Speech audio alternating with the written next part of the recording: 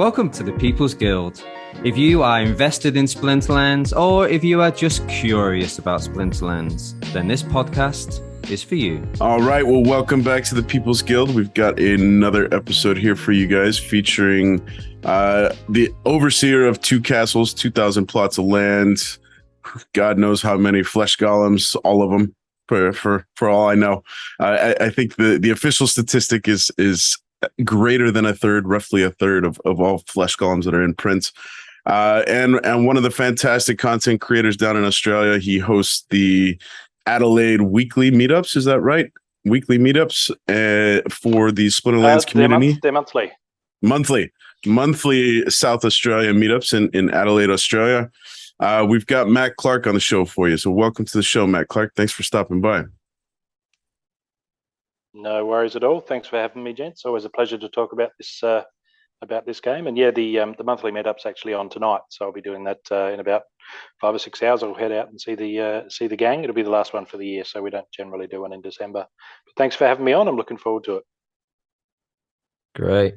I'm really excited to get you on. I know we've been on your podcast, Splinterlands 101, before, and that was great. So it's just nice to have you as well, because when we were chatting, there was so many things I wanted to ask you, but was unable, due to kind of, this.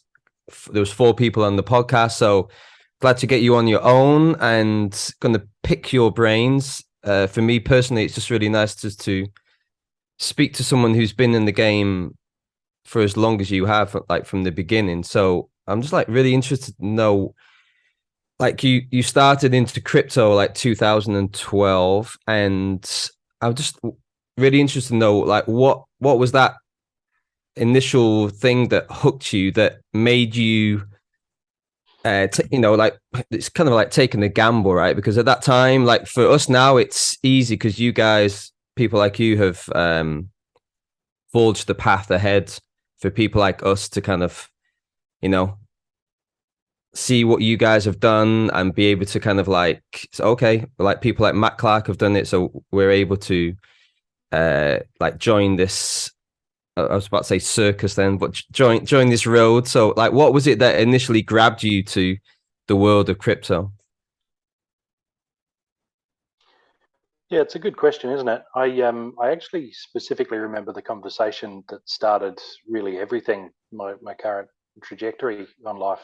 It's a random conversation with a couple of Facebook friends, and somebody, one of my closest friends, actually asked me if I follow a sort of a Milton Friedman or more of a who's the other guy? Keynes, Keynesian philosophy, and I didn't realize there was actually any disagreement between economists. And I know that sounds really naive, but I guess school just didn't teach me much, or I wasn't paying much attention. But I didn't really know that there was any controversy or any disagreement. I just thought economists were like mathematicians who just knew the way all the big numbers work. And so I started doing some reading and downloaded Free to Choose by Milton Friedman, and a lot of the observations that I'd made and hadn't, just in my own life philosophically, I hadn't connected to the idea of economics. And so much of it made sense watching Milton Friedman explaining all these things, and it was a great TV show. I torrented it, a great TV show from the 80s. And I was struck as well by how at the end of each episode, he'd have sort of 15-minute Q&A with people who didn't agree with him on this topic. And he'd invite people in who didn't agree with him. And that's rare for documentaries, right? A documentary would normally be, here's exactly what I want you to think, and a very carefully cultivated and curated message. And so I enjoyed that a lot and started reading and I guess embraced the libertarian idea, and then kept reading and got through Atlas Shrugged, which is fantastic, but I wouldn't do it again. It's quite the journey. And then on to Murray Rothbard and other sort of anarchists, just thinking there is less and less scope for that real necessity of government in our lives at all, at least involuntary nation states.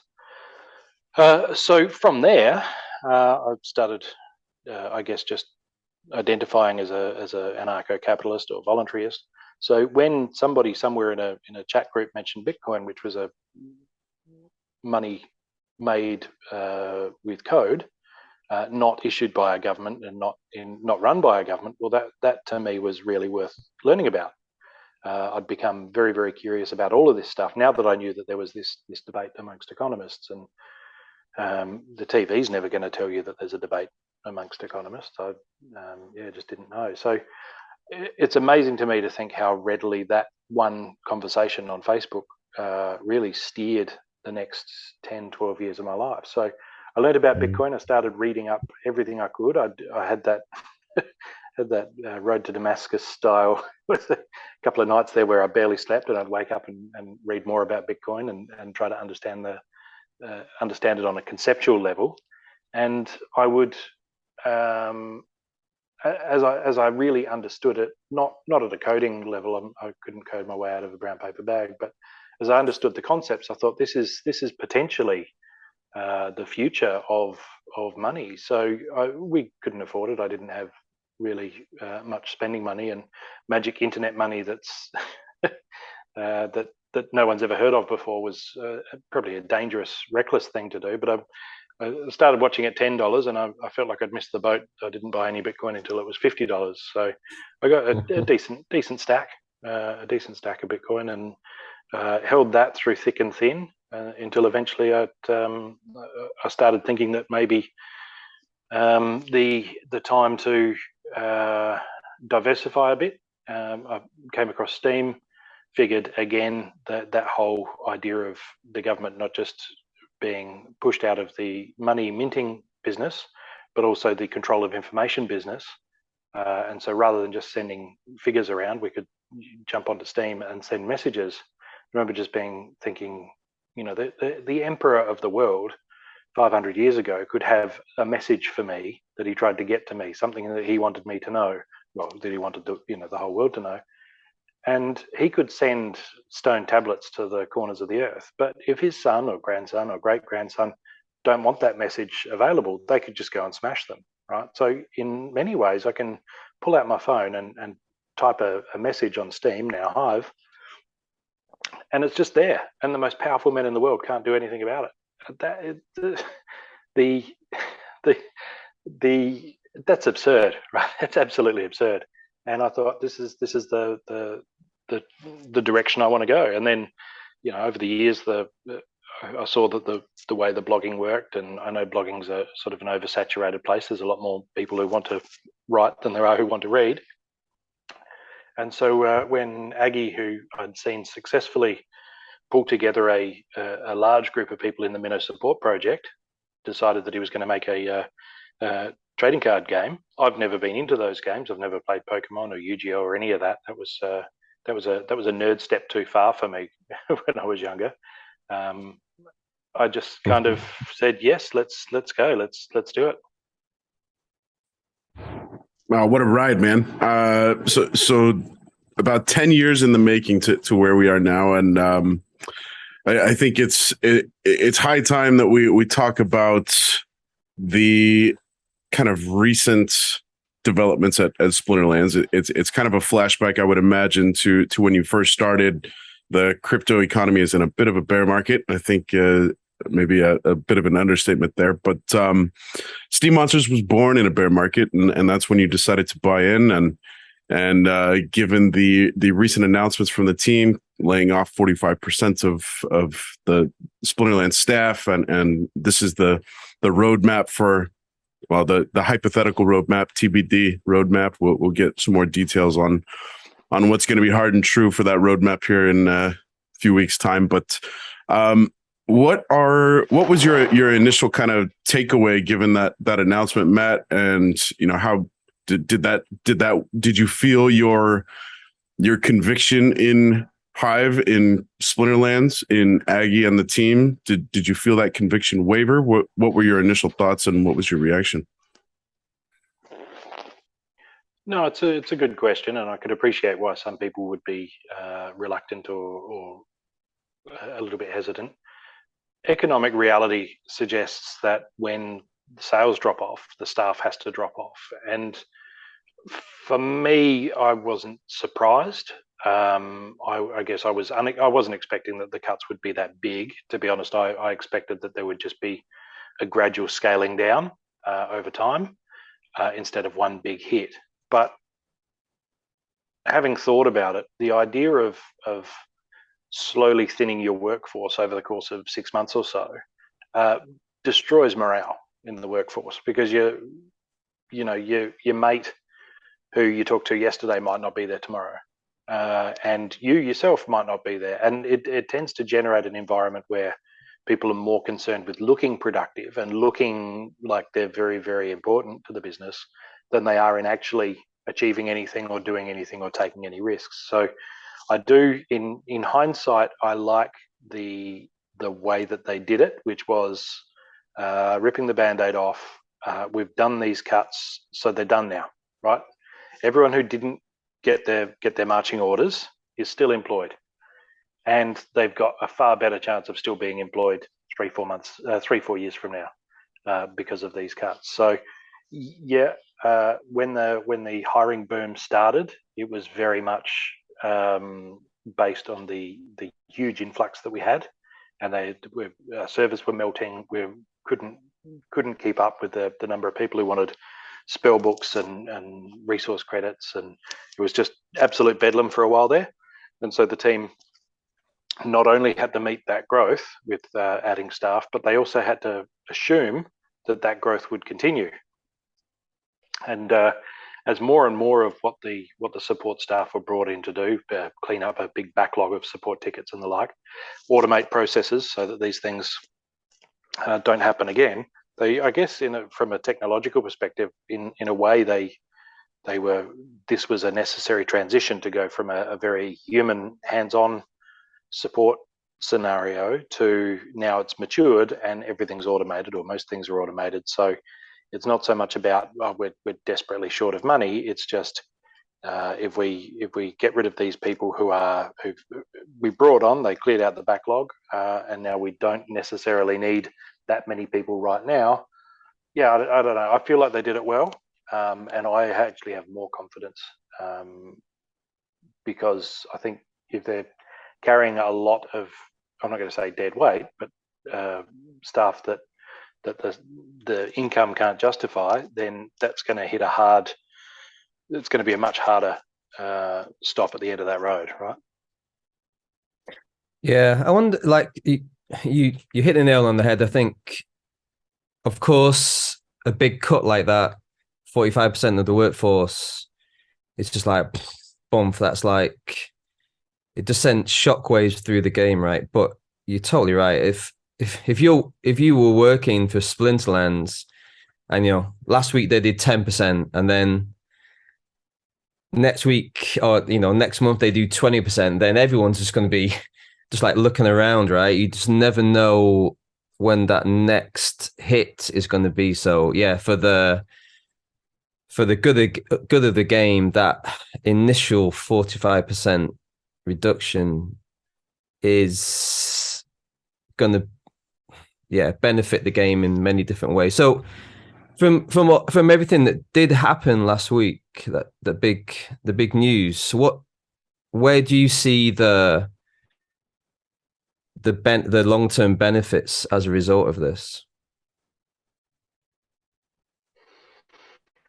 Well, I think the main devs now don't have this hanging over their shoulder. We don't know how much mental bandwidth it's occupied for them, I guess, trying to stave this off, but kind of worrying that maybe it's going to come, maybe it's going to happen. It's done now, and that's, like I say, a big part of why you would do it as they did.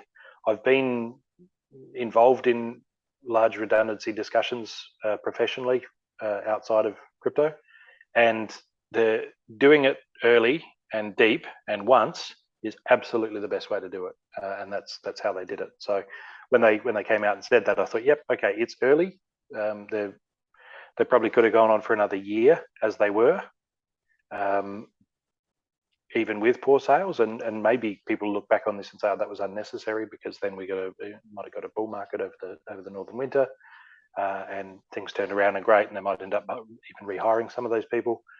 But they don't want to just have 1 year and that year is slowly ticking down, knowing that it's coming. If they go early and deep and only do it once, then that's that's just, it's so much better for so many different reasons. So I think the long-term benefits of that are going to be myriad. First of all, there are people like me who recognize that they did this well, and are further encouraged that there are smart people at the helm who know what they're doing and will make the tough calls with their heads, not their hearts, to make sure that this thing stays viable. And I think also that streamlining is a good way to have, I guess, more competition for good ideas come to the fore with less sort of, I guess, noise and not bureaucracy, but I guess admin of managing a whole lot of people. I also think a lot of these guys were Splinterlands fans to begin with. They came in, Splinterlands sort of said, "Yep, we'll adopt you as staff." Now they've gone, and I think a large portion of them are probably going to continue to be Splinterlands fans. They're going to continue to hold assets, but I think a lot of them, anyone with real coding experience, is maybe going to say, "Well, this is a great opportunity for me to fire up my own third-party tool or website or version of the game, or like the new Splinter Forge that was announced in the town hall last week. The fellow who's doing Splinter Forge, people like that say, well, you know, it's a shame they're not paying me anymore, but there are still avenues to be paid by this game to actually make some money, make my mark here.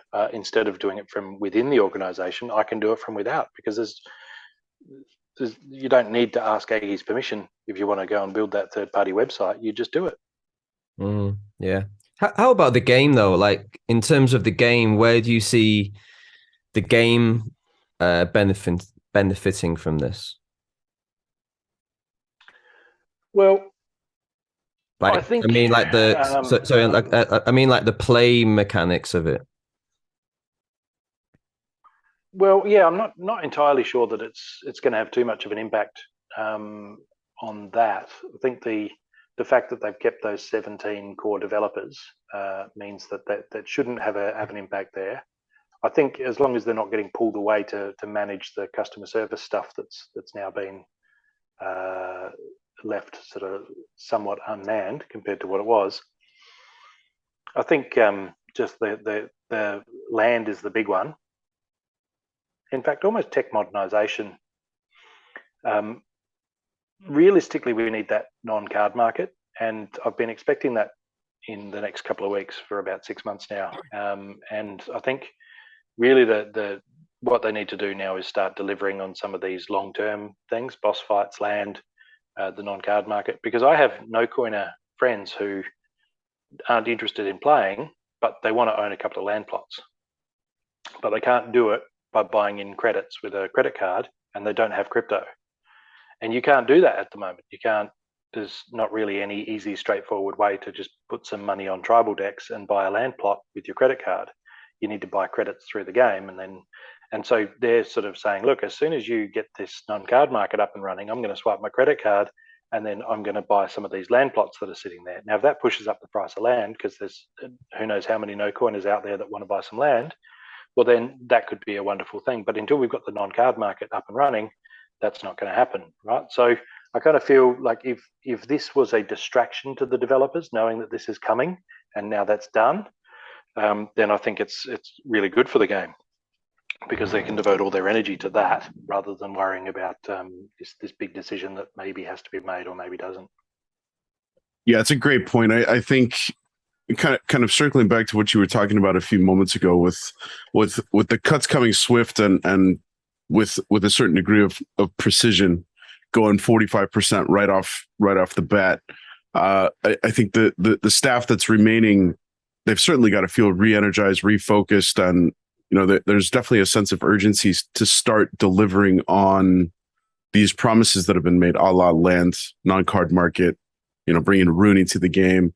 There were a couple of things that Matt and Aggie kind of pointed out in that emergency town hall. And thinking back on my own personal experience, I worked for a startup in the States for a period of time, and we suffered a similar kind of cut of layoffs. And the team that was remaining, we went on over the next 6 months to deliver,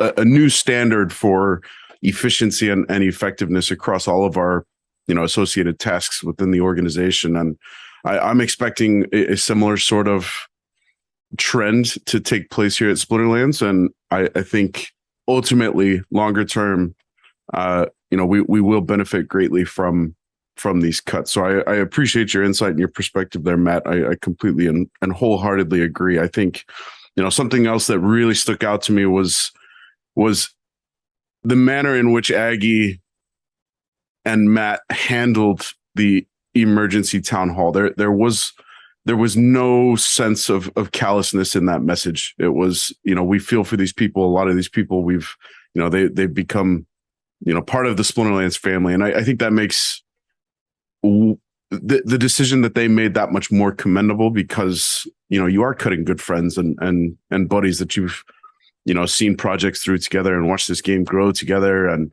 I hope you're absolutely right that a lot of these folks that, the company has since parted ways with go on to, develop these third-party tools, or perhaps another fork similar to Splinter Forge, or, find some way to benefit the community and hopefully the assets that they've kind of accrued over their time with the game, to benefit that longer term. So yeah, I'm excited for the future. I think it's my initial shock was, I think, similar to most folks. It felt like Splinterlands was kind of riding high and mighty, a little bit bulletproof, looking at assets and the level of depreciation that they've kind of picked up over the last 6, 7, 8 months throughout this crypto bear market. And it didn't seem like Splinterlands was all that affected. Every pre-sale that was delivered was, had fantastic results within the community. And I think it was a good reality check, a necessary reality check for the team and the community. But I think we're going to forge ahead, and I think be stronger for it. Yeah, look, I think from a broader market perspective, the problem that we have now is that anyone who would have spent diversified some of their gains by, oh, look, Ethereum's up, I might try just spreading out into some different projects here. I'll try buying this Rooney thing for this Splinterlands game. Ethereum's not up, right? So we can do well, but when things are retracting all over and people are pinching their pennies and rummaging around between the couch cushions to try and find some extra Luna or some extra, whatever else has collapsed or is about to collapse, it can become very difficult to then attract them and say, oh, look, invest some of your spare. They don't have any spare. There is no spare. The flip side of that, though, is that if our cards, they may be losing 10, 15% of their value so far in the bear market. But if everything else is losing 60, 70% of its value and our cards have lost 10, 15%, then when things turn around, that gets noticed, right? That really gets noticed. I kind of feel like every time there's a bear market and then there's a recovery, Splinterlands cards sort of almost get acknowledged as being a safe haven from all of that, where they'll tend to go up nicely while things are booming, especially older cards, but they tend to drop less than other assets. And it might be because they're less liquid. It might be because they're staked. Players have them staked for 30 days and I can't, I just want to quickly trade away now. Oh, this is already staked. I won't worry about it. Sort of locking in the card as a security arrangement, but actually getting the benefit of that. The community gets the benefit of that, where you can't just dump your cards because they're locked. And just because you're in a bad mood that day, well, you need to be in a bad mood for another 29 days before you can dump your cards. So I don't know if that's a factor. Illiquidity of the market, where people look at it and say, well, I can try and dump, but there's not going to be any buyers, so I won't try. I'm going to dump anything else. For whatever reason, we tend to weather these storms much better than a great deal of other projects. And every storm that we weather stands us head and shoulders above the newer projects that come along. They might have bigger marketing budgets and they might have deeper wallets behind them, but we have now 4+ years of surviving and thriving. And that's where you look at somebody like me who's been here from the start and you say, what was that like to have been there at the start when it's all risky and it's all it's all up in the air, and you don't know if it'll survive or if these guys are going to rug pull everyone. Well, that challenge is ahead of all of the other projects that will pop up when springtime comes and the crypto winter ends, and we start seeing those green shoots. All of these new projects are going to need to prove themselves, whereas we'll have that yet another storm that we've weathered, like the old castle on the hilltop. Yeah. So like if for your like I know you've got some friends who are interested in the non-card market. So like if you know whenever you're about to invest in the company, you know, there's like a few things you should do, right? Like read the white paper and you know do your background checks on the company. So like if people come to you and ask you about the team so if people ask you about the team, or if they were to ask you about the team, how would you describe the team to kind of like give them a bit of background information, like Matt and Aggie? Yeah, I think a lot of very successful projects have that. You know, there's the front man, the showman with the top hat who brings in the crowds, and then there's the details guy who covers the technicals. And that was the early story with, I think, Apple was the two. So two Tims. I'm not really across. You mentioned that you use Max, the Bjangles, the idea that there's a front guy who handles the human side, and that there's a back end guy who handles the technical. And I really see that with Aggie and Matt. But I think it's just the combination of all of the decision making that I've seen through thick and thin with these guys, that it's not necessarily that they're more compassionate or kinder or anything like that, because they're managing other people's money. You can't be too generous, right? Because you can't just say, oh well, this bad thing happened, let's just open the coffers. They've been very keen to not devalue the cards the existing asset holders have.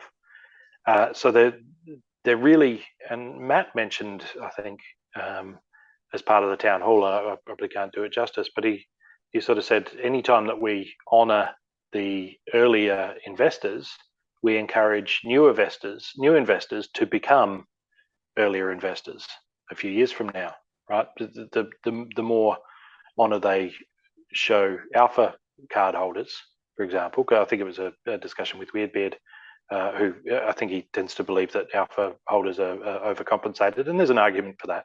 But Matt's sort of saying, yeah, but the more we look after them, the more we show that we're the type of people that look after people who buy our assets and then hold them long term, which is what we want. This is the behavior we want to encourage. So the big one for me, though, that really stuck it for me was the transition from Steem to Hive. The way they handled the Justin Sun situation from a technical and an interpersonal level. I'm not going to say they were dishonest, but they implied that they were probably going to just stay on Steem, even though I believe earlier that they, from the outset since the fork, had been planning to decentralize, go to the decentralized fork of Hive. But I think they played maybe on that doubt, and again, I'm not trying to say they're being dishonest here, but maybe they understood that Justin Sun wouldn't understand their commitment to decentralization, because he's just anyway. The way they navigated that meant that instead of just outright rejecting his takeover, they were very much, we're just going to see where the dust settles, and we're going to look for opportunities and maybe stay here. And then when he'd done his big cull of all of the people who were considered enemies and were having their assets frozen, when Splinterlands wasn't on that list, or I think it was already Splinterlands then. They'd already changed from Steam Monsters to Splinterlands. That was before the fork. But when they weren't on that list, then they were able to announce that they were moving across. And because he'd already posted his list, he couldn't add them to it, because it was supposed to be a list of people who were enemies of the chain and got in the way when I was trying to take it over. See, so they made sure that they were, for him to then say, right, we're going to freeze Splinterland's assets on the Steem blockchain, before you transition across. Which again, they could have just forked anyway. In a lot of ways, this was only, I guess, a convenience thing to Splinterlands not to lose their steam as well. But they did it well. They waited until he'd announced his list of enemies, and then when they announced that they were moving across to Hive, he couldn't add them without admitting that his list of enemies was really just people that wanted freedom. So that was expertly handled, and I'm not sure who of the two of them was behind it. I don't know who necessarily makes the decisions, but I do know that I've got a wealth of respect for these guys because I've not seen them really put a foot wrong. There's a few things in hindsight where you say, well, if you'd have known that, you would have chosen differently. But of course, that's true of everything. But at the time, when they've made a decision, I've constantly thought, wow, that's actually really, really good. And times when I've seen an issue or a problem on the horizon and I've thought, oh, this might be a problem, this aspect of the economy, or there might be an exploit here or something like that. I thought, oh, hang on. And I've given it some thought.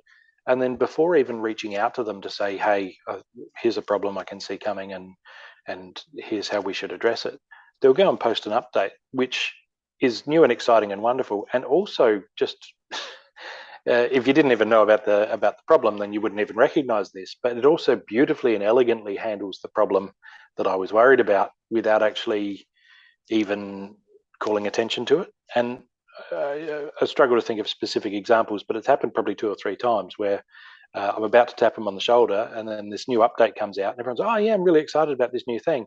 But one of the effects of the new thing is to seal up that hole that sort of I'd seen and was about to point attention to. So I very much feel like these are guys who are very switched on and also paying a lot of attention.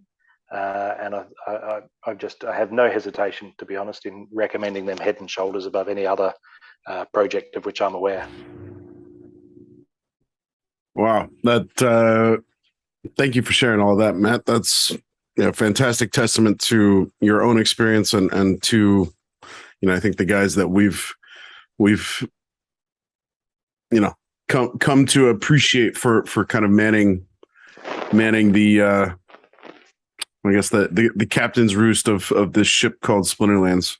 So kind of looking at some of the big announcements from this recent town hall, we had 3 major ones that kind of stuck out towards the end of the town hall. If you hadn't listened, it's I think most of them are addressed or at least covered briefly in the question and answer section of the most recent town hall from the 21st of November.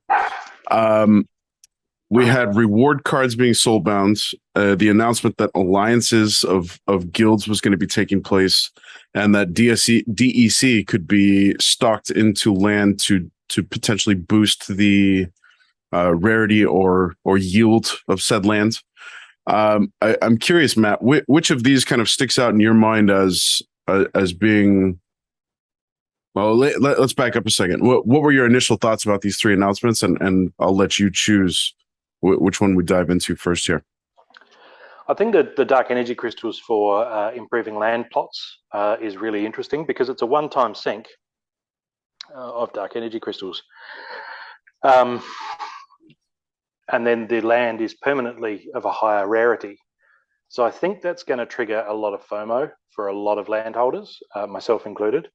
And I think it's a brilliant way of doing it because we can't very much say, well, how dare they put this new restriction on land, because we can still get land plots, right? We still reveal them and still explore them, and we'll still have different rarities. But there'll also be the option of paying more dark energy crystals into the land to increase our chances of getting something great, a higher rarity of land or a magic instead of regular or what have you. So I can really see it being a massive dark energy crystal sink, because guys like myself who have been given SPS airdrops will just simply sell the SPS, or depending if dark energy crystals are overpegged, then we'll burn and generate new crystals and sink those into land, because we've only got that one opportunity to do it.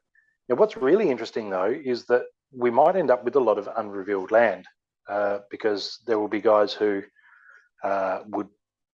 would happily sit on land and wait until they've got an absolute ton of dark energy crystals to throw it in there. If a guy's got one plot, for example, and he really wants it to be a legendary, he might leave it unrevealed for 6 months if that's an option, and I believe it will be, while he saves up his dark energy crystals, because you've only got that one opportunity, and then when it's revealed, it just is what it is. Those crystals are gone, and we go about the game. But yeah, it's not something that people can complain about, because they're getting the SPS airdrops just for having land. So the game is paying us for holding land.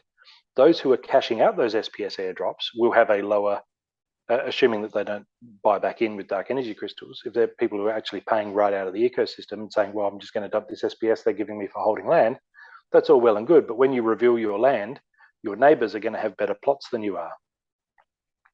So it's a good way to keep that money in the ecosystem. I almost don't see it as new spending. They're not saying, hey, crack open your wallet, Matt, and pay us a whole lot of money for these 2,100 plots that you have to make sure they're good, because they're already giving me money for holding them, right? So I can choose to cash that out, and she'll be right, mate.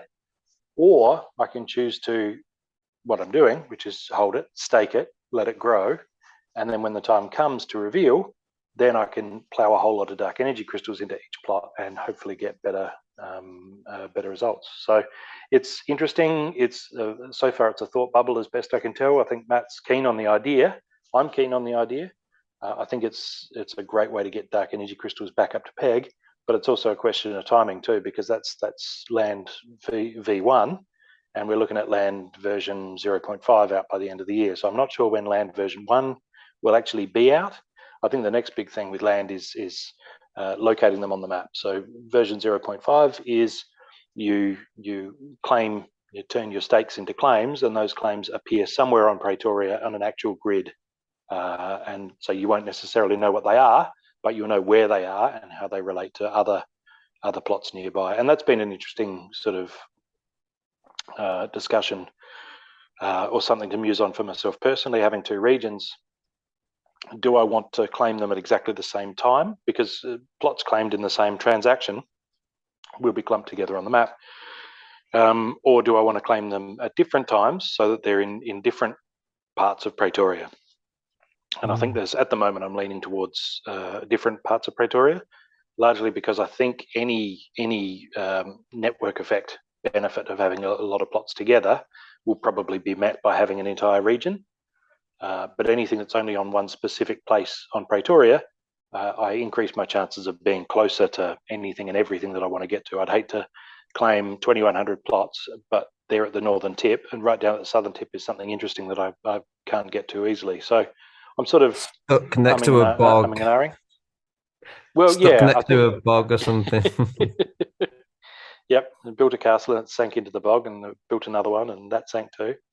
Yeah, so I think that's an interesting development. I don't know whether it's going to be an endless sink for dark energy crystals, whether there's going to be a tiered thing, pay 10,000 dark energy crystals once for each plot, and then that has then applied the increase, or is it the more you pay, the better your chances?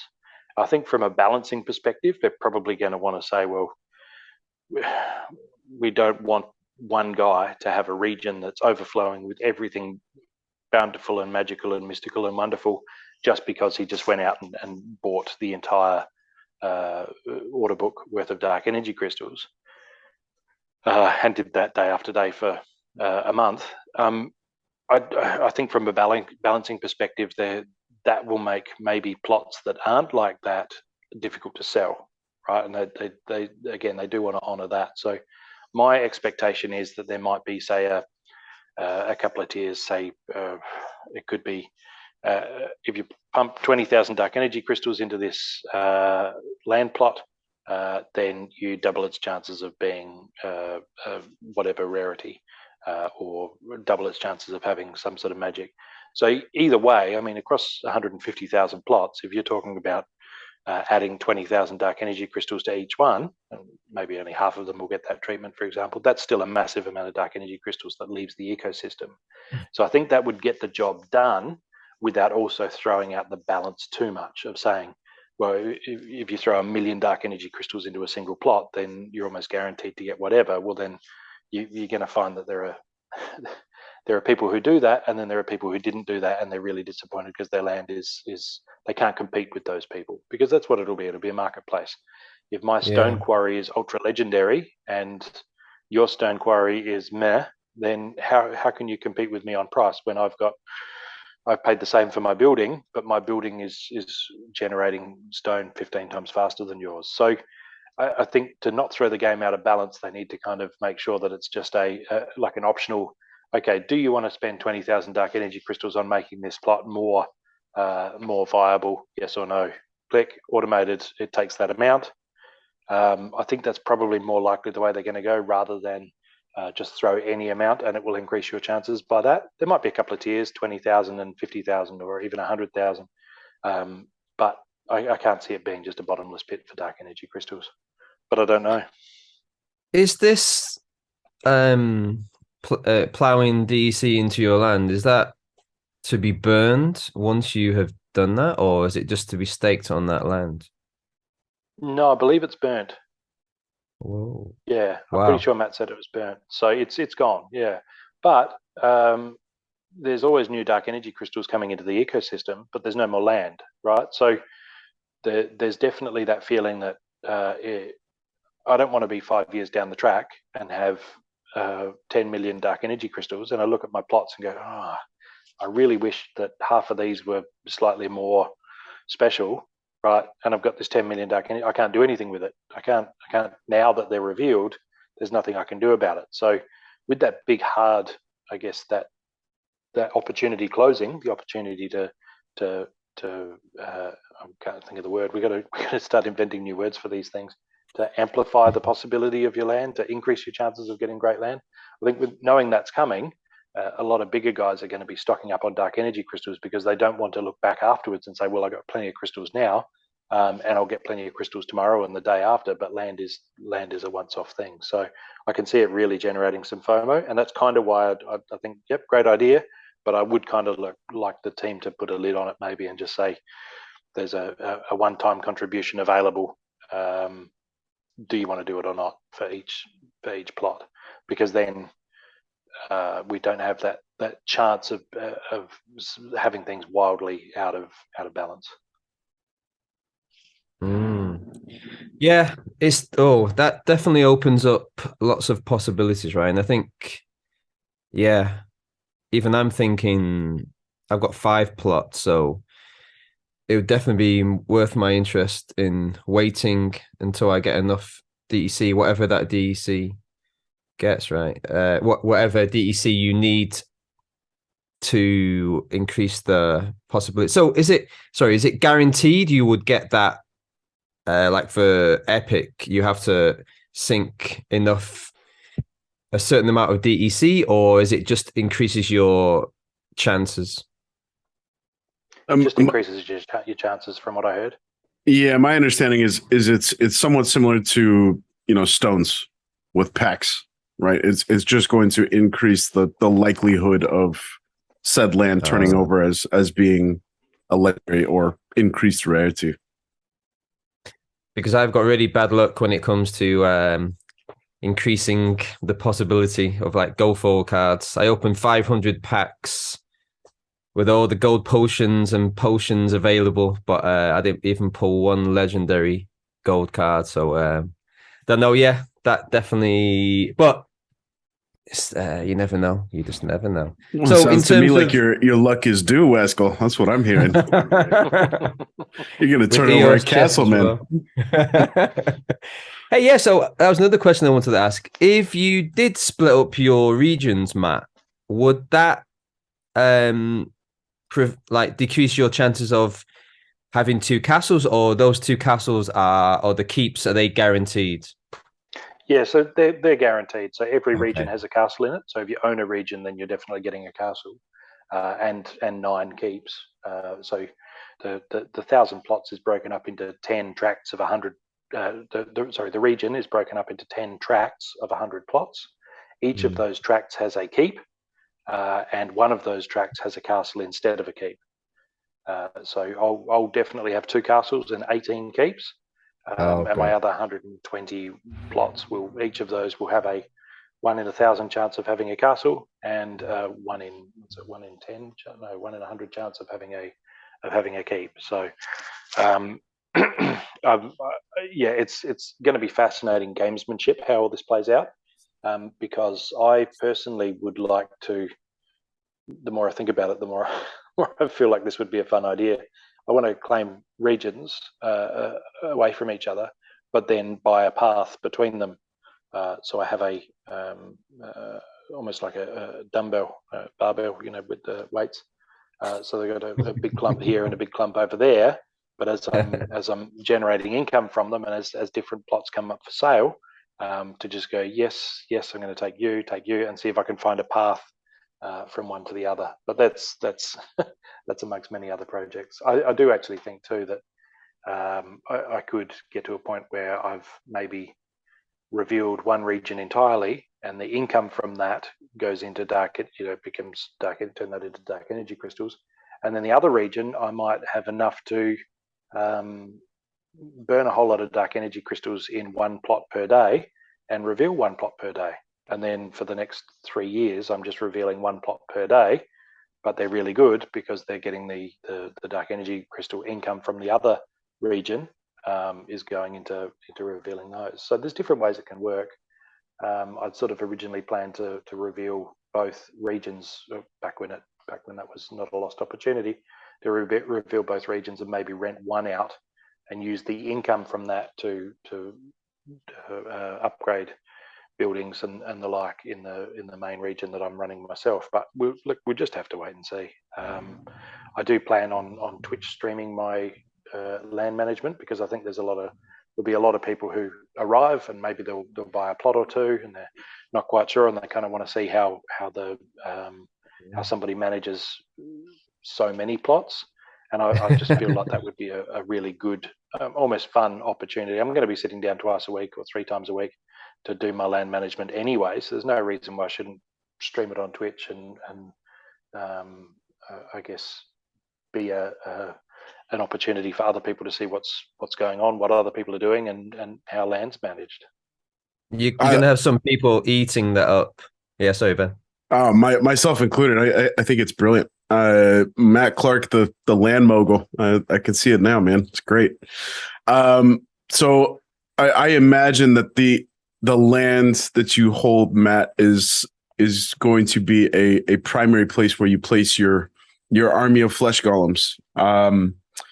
In addition to all of the cards that you've kind of accumulated over the years, have you been stockpiling totems and kind of setting aside other bits and pieces that you foresee as being valuable to adding to land?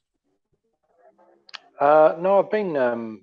I got with the original land sale, and I forget. I don't think you guys were around for this. With the original land sale, when you bought the plots, you would also get raffle tickets, and there was a raffle that was held, and the prizes in that raffle included totems. So there were all sorts of bits and pieces in there, but the totems were a big one. So I ended up getting the totems in the raffle, and I've got quite a lot. I imagine I haven't revisited the concept since they announced the dark energy crystals for bumping up the value of land. I think I have 4 legendary totems, and I forget how much I have of the others. Let me just check. So I got the totems. I've accumulated various titles over the years. There was an Untamed that somebody was selling for like $100, and I thought, if having one copy of this title is in any way going to benefit all 2,100 of my plots, then not buying it for $100 seems like a pretty silly idea. So in a way, they've kind of got me as a kept customer at the moment, because not knowing what's going to be valuable for land, I kind of have to buy at least one of everything just to make sure. So I got 611 common totems, 86 rare, 22 epic, and 4 legendary. So I've got a few there that are getting the job done, but I've got otherwise titles. I think titles are going to be valuable for land. And Rooney, I don't think we discussed Rooney with Splinterlands 101. Have you been accumulating Rooney to have their place on land also? Yeah, I have 5 Rooney. when Ethereum sort of took a bit of a dump, I actually got a gold foil, which I was really happy with. Wow. So it's going to be interesting to know whether, because there's that swap, there's the swap concept, whether only gold foil cards will be able to swap with other gold foil cards, which I don't imagine will happen very often just on cosmetic grounds, because you're destroying a gold foil Rooney, which is, that's a lot to ask. So I think that was an interesting, I guess, not bait and switch, but an interesting change of perspective when they went, oh, component swap, you'll be able to swap from between Rooney that you own. It was never originally said that that's going to burn the donor, so that changes things quite a lot, because I had one that my first Rooney that I drew looks a particular way, but the head is wrong. It just doesn't match. So I went through and I found basically a complementary Rooney that had the perfect head for the one I had, and the perfect body and background and weapon, etc., for the head that I wanted to get rid of. So I bought that. It wasn't too bad. It's $400 or something like that.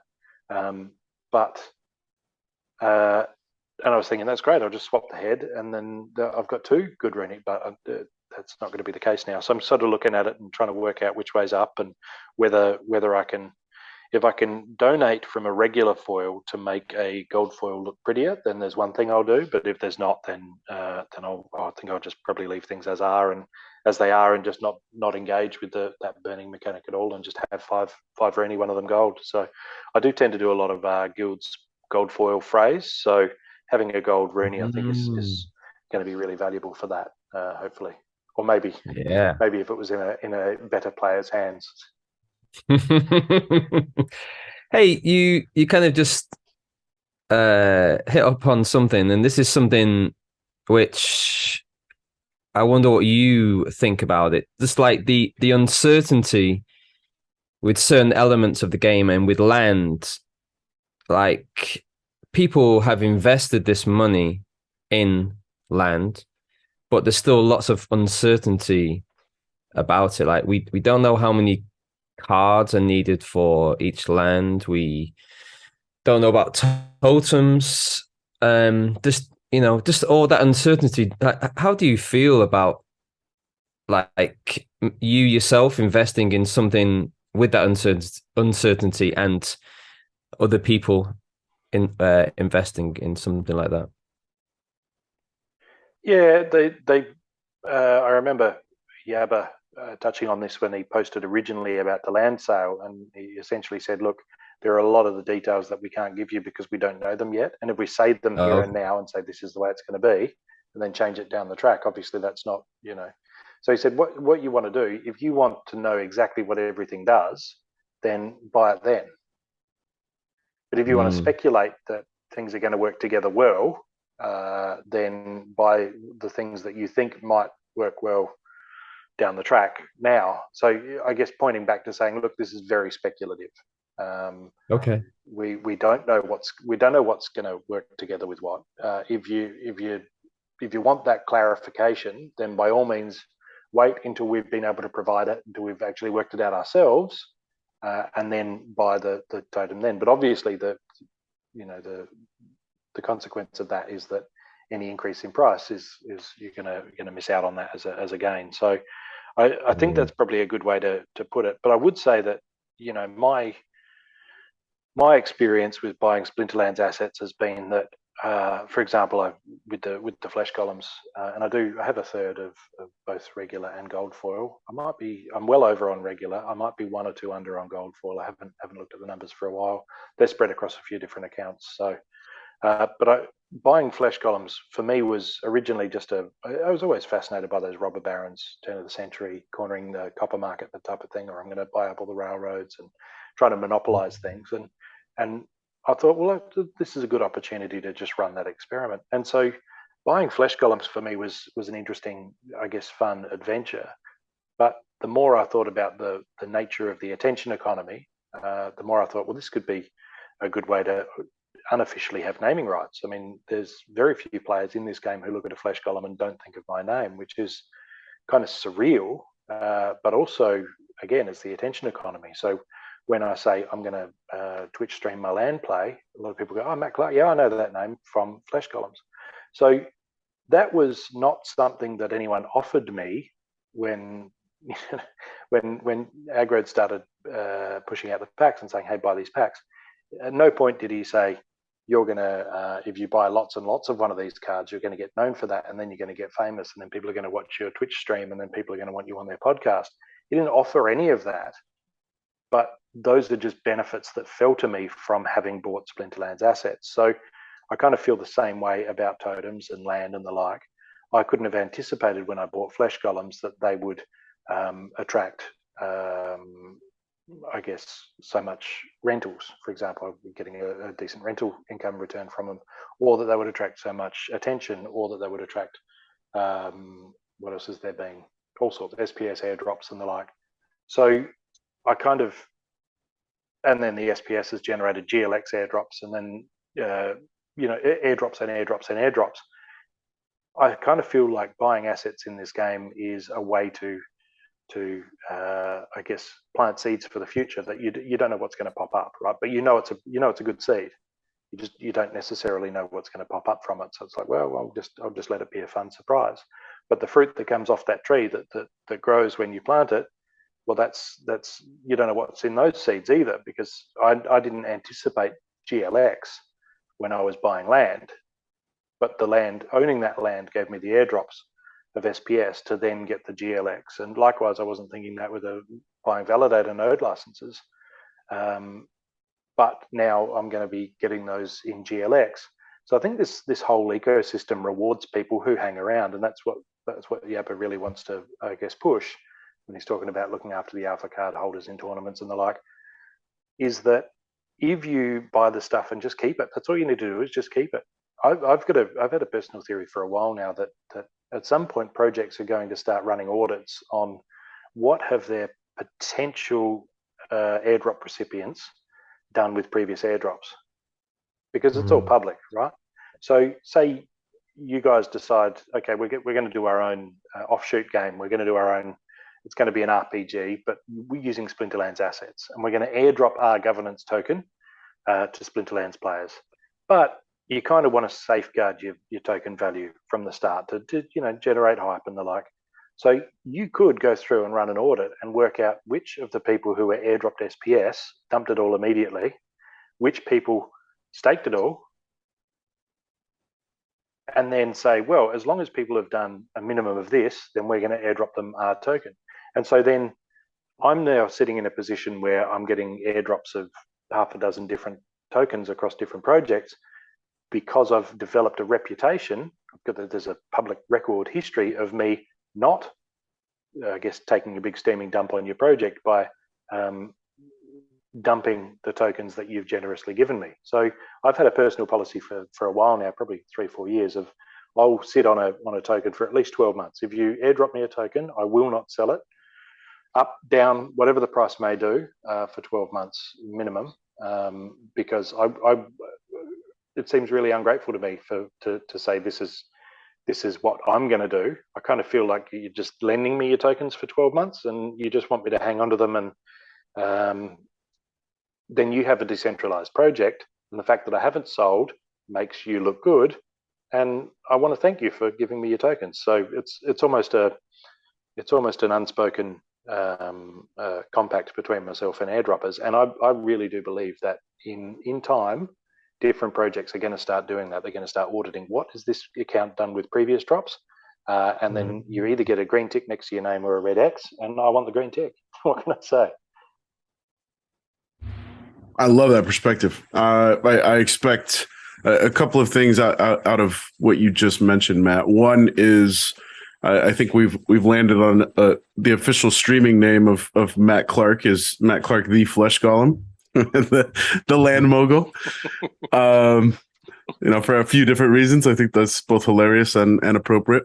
And two, I would love to see that sort of statistic on what have folks done with their airdrops, and maybe that's something that we could do to kind of reward folks coming out of this crypto winter, is what does that look like for folks that held steadfast and held true with Splinterlands throughout it all? Yes, indeed. Well, it's all speculative. We don't know what's going to come of any of this, but I'm well and truly playing with house money at this point. So again, I think it just comes down to that gratitude of you guys have given me a lot, and I'm not gonna say what else can I get. It's more about how long can I stay in this project and continue to double down. What's the alternative? I'm going to cash out to fiat and then let it rot in the bank account at 1% interest. I mean, no, no, that's not even slightly appealing. Yeah, it's definitely it's like the reasons why we do these podcasts, just like trying to find out other people's perspectives on the game. And yeah, listening to you about planting seeds and not selling your airdrops. And we spoke to Unit Master.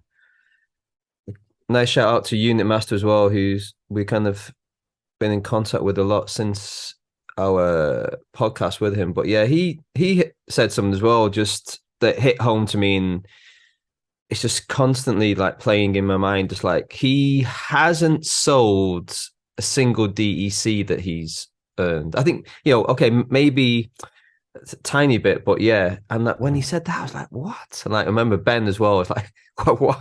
But you haven't sold a single DEC. He's just been accumulating all the time. So it just like what you said is definitely yeah, just gets you thinking, right? Like me personally, I've been selling my GLX and buying certain cards, but now it's kind of gone to a certain level. I'm personally just going to be stopping. But yeah, I think you said before, right? This game is a bit like choose your own adventure. It really is, and I've used the NASCAR example a couple of times. That it's an ecosystem, and there's so many different ways to forge out your own little nook in that. For some, it's bigger nooks, and for some, it's for others, it's just about burrowing in and just doing the best that you can. But I think the sooner you start, and the more you look for opportunities to stay in than look for opportunities to cash out. I think that's really the big take home message. Yeah. So like going back to like Ben's original question, like about the three hot topics from the town hall. Like one of them was like soulbound cards. Like, what are your views on that? Yeah, I'm very much a fan of long term staking. When I got involved with Steem, it was a 104-week power down time. So your Steem power was locked up for a very long time, and then it changed to 13 weeks not long after. And I like the idea of the long time frame, particularly with governance stuff. I'd like to see SPS locked up for longer. I'd actually like to see higher staking rewards for longer locking periods, because without hesitation, I would stake SPS for 5 years right now before the end of this sentence, given the opportunity, assuming that there was a a higher yield to be made from from committing that long, and that's been bandied around before. But I wouldn't hesitate to do that. I would, not at all. So I think the having the soulbound reward cards is a good direction. I like it as a good change of direction. I think it's more about, hey, here's how you can improve your deck. And I also think the game can be more generous to new players this way, because new players who aren't interested in cashing out but want to build some momentum, they can flip open a chest and find in there that there's 7, 8, 9, 10 reward cards that get there, straight away. This reward card, I can get him to level 2. I can get him to, if he's a gold foil, I can get him to level 3 straight away, or level 4 straight away. And now I've got a brand new card that's mine. I own it, and I get reward points for playing it, and it's here on my deck, and it's mine. I couldn't sell it if I wanted to. I really feel like it's a good way to let because people talk about the new player experience, but we can't let new players really get much in the way of rewards because it's just too easy for a bot to, for a botter to spin up another 10,000 accounts and just drain that across the board. So this, I think, is a great way for new players to build momentum. I almost think like it's not so much about bots; it's about new players. This change, new players building momentum. They're going to flip that chest. They're going to get those cards, and they're going to say, "Yes, this is great. Now I'm more powerful. Maybe I can get up to Silver League now, and even more chests." And really feel like they're building momentum. Not that they're at the very, very bottom of the hill, pushing that very heavy stone up the hill, but the stones may be a little bit lighter, and maybe they're finding that they can push it a bit harder and faster than they thought. So it's about making it an achievable goal to really get some momentum. So I'm a big fan of that. I think logistically there are problems with limited time offers like this, where the new reward card will come out. It'll be available until they've been printed to their max level. If you don't have yours maxed by then, too bad. You've got to scroll through your account every time you go and play a battle. It's there, sitting there looking at you, but you might have only got it to level 4 and you're playing at diamond level. It's never going to be a card that you want to use or play. You can't sell it, and based on what Matt said, you won't be able to burn it unless you already have a max copy of that card. So I kind of feel like if we can get around that issue, that problem where just luck might have you come in at the tail end, like you say, these new reward cards might last 6 months. Well, a guy arriving 5.5 months from now is going to end up with 10 cards that he can't use because they're out of print 2 weeks after he starts earning them. He's got these 10 cards that he can't use. And they're just there forever. Can't burn them. Can't do anything with them. So I would think there has to be a way to either say, right, this card is staked to land, for example, now, or this card is staked to somebody else's plot, or there's got to be some way of getting them out of the playing account and doing something else with them, just so they're not there. Because I can really see that being an annoyance for people. Having cards that they can't sort of do anything with and don't intend to play with. That's my big reservation for the Spellbound rewards.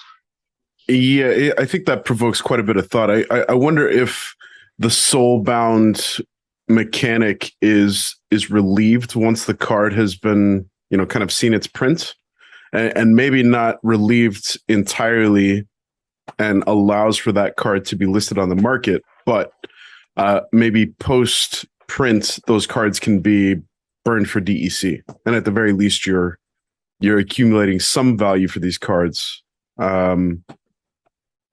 Once that print has had its run, do you feel like, so when I first entered the game, one of the easiest ways that I found to kind of remain competitive was, I went out and spent, I think, $25-$30 and got max to my league the rewards cards. It's a very low barrier to entry for new players to come in and purchase those very inexpensive, affordable rewards cards off of the market. Do you feel like, and I understand your point, it hits home, but the flip side of that is, I think there is benefit to having these inexpensive, very accessible rewards cards on the market for those new players to come in and have, at least a stable of max to your league cards in your deck.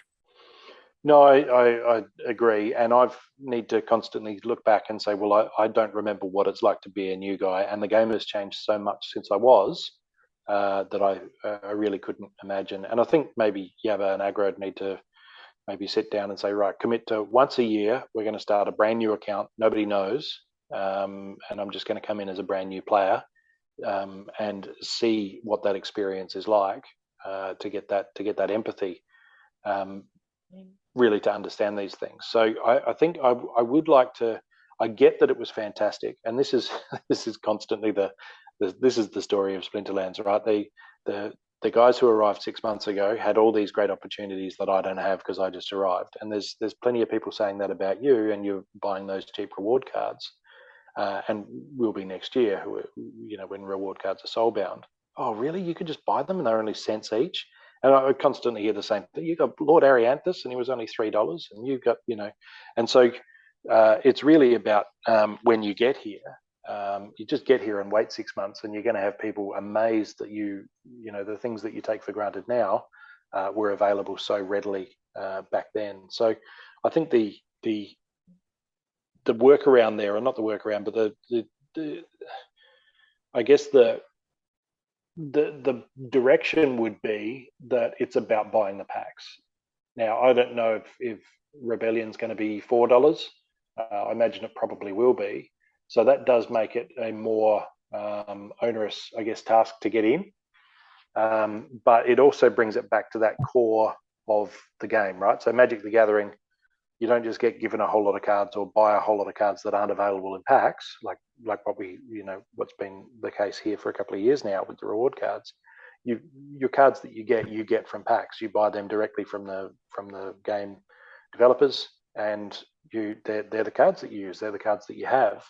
So I kind of feel like reward cards will become not the, okay, I'm a noob and I've bought these cheap off bots and these are improving my game now. Reward cards will be, I've been around long enough to earn this reward card, and look how high level it is. This is my blood, sweat, and tears gone into this.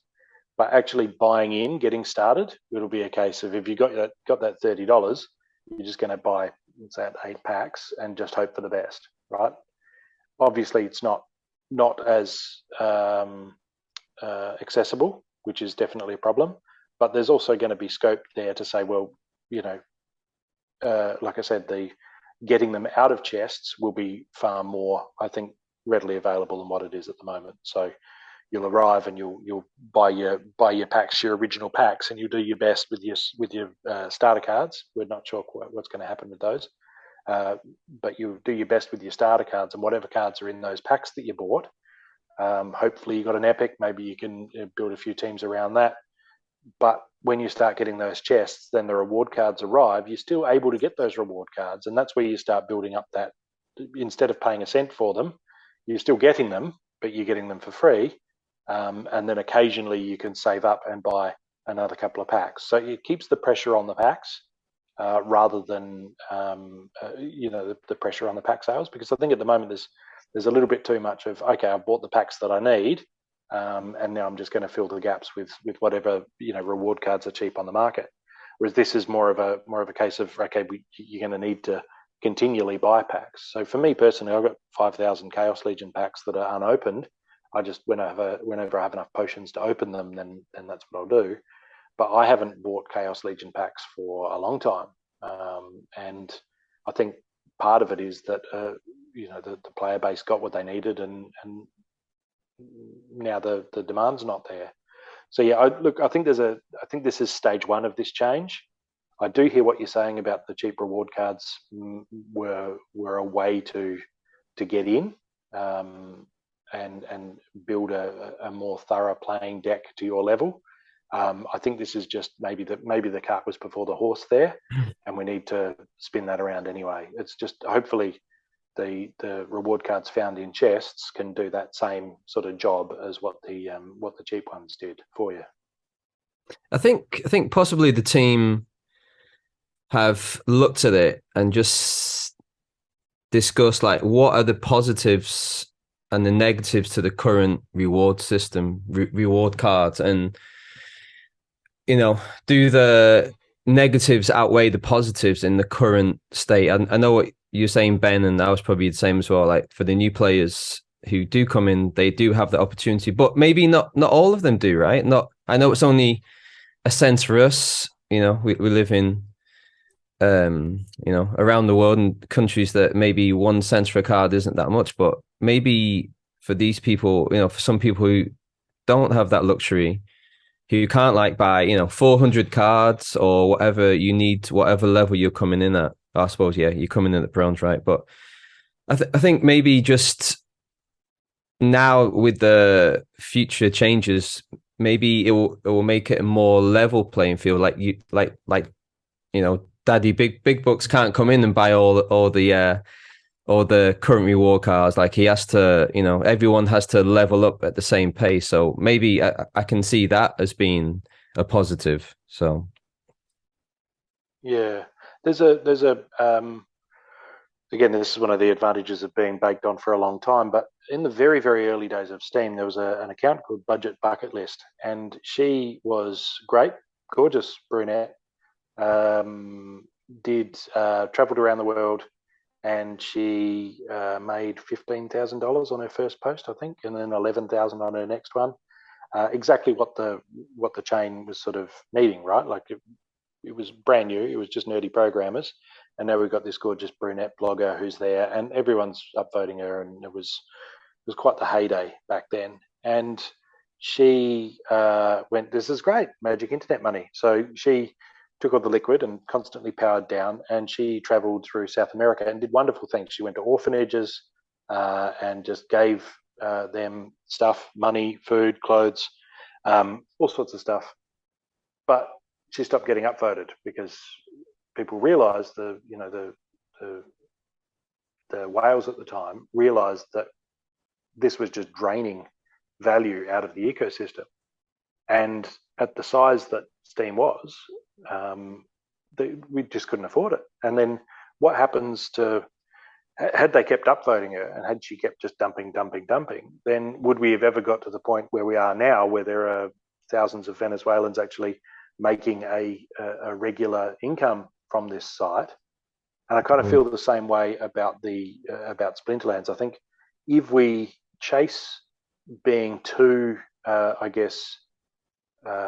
available as a pathway for people with nothing to make something, then we risk the viability of the game itself while it's still quite small, and it is still quite small in the grand scheme of things. So I kind of feel like the team need to look at what's the demographic that they're going after, because if they're supplying RCs and accounts at 3 Steem each or 3 Hive each, and we're recruiting half of the third world who all want to, many would no doubt like to build a solid standing and a solid deck, but many others would be just looking to extract and feed themselves. And again, this is not a moral judgment, this is just a practical economic perspective.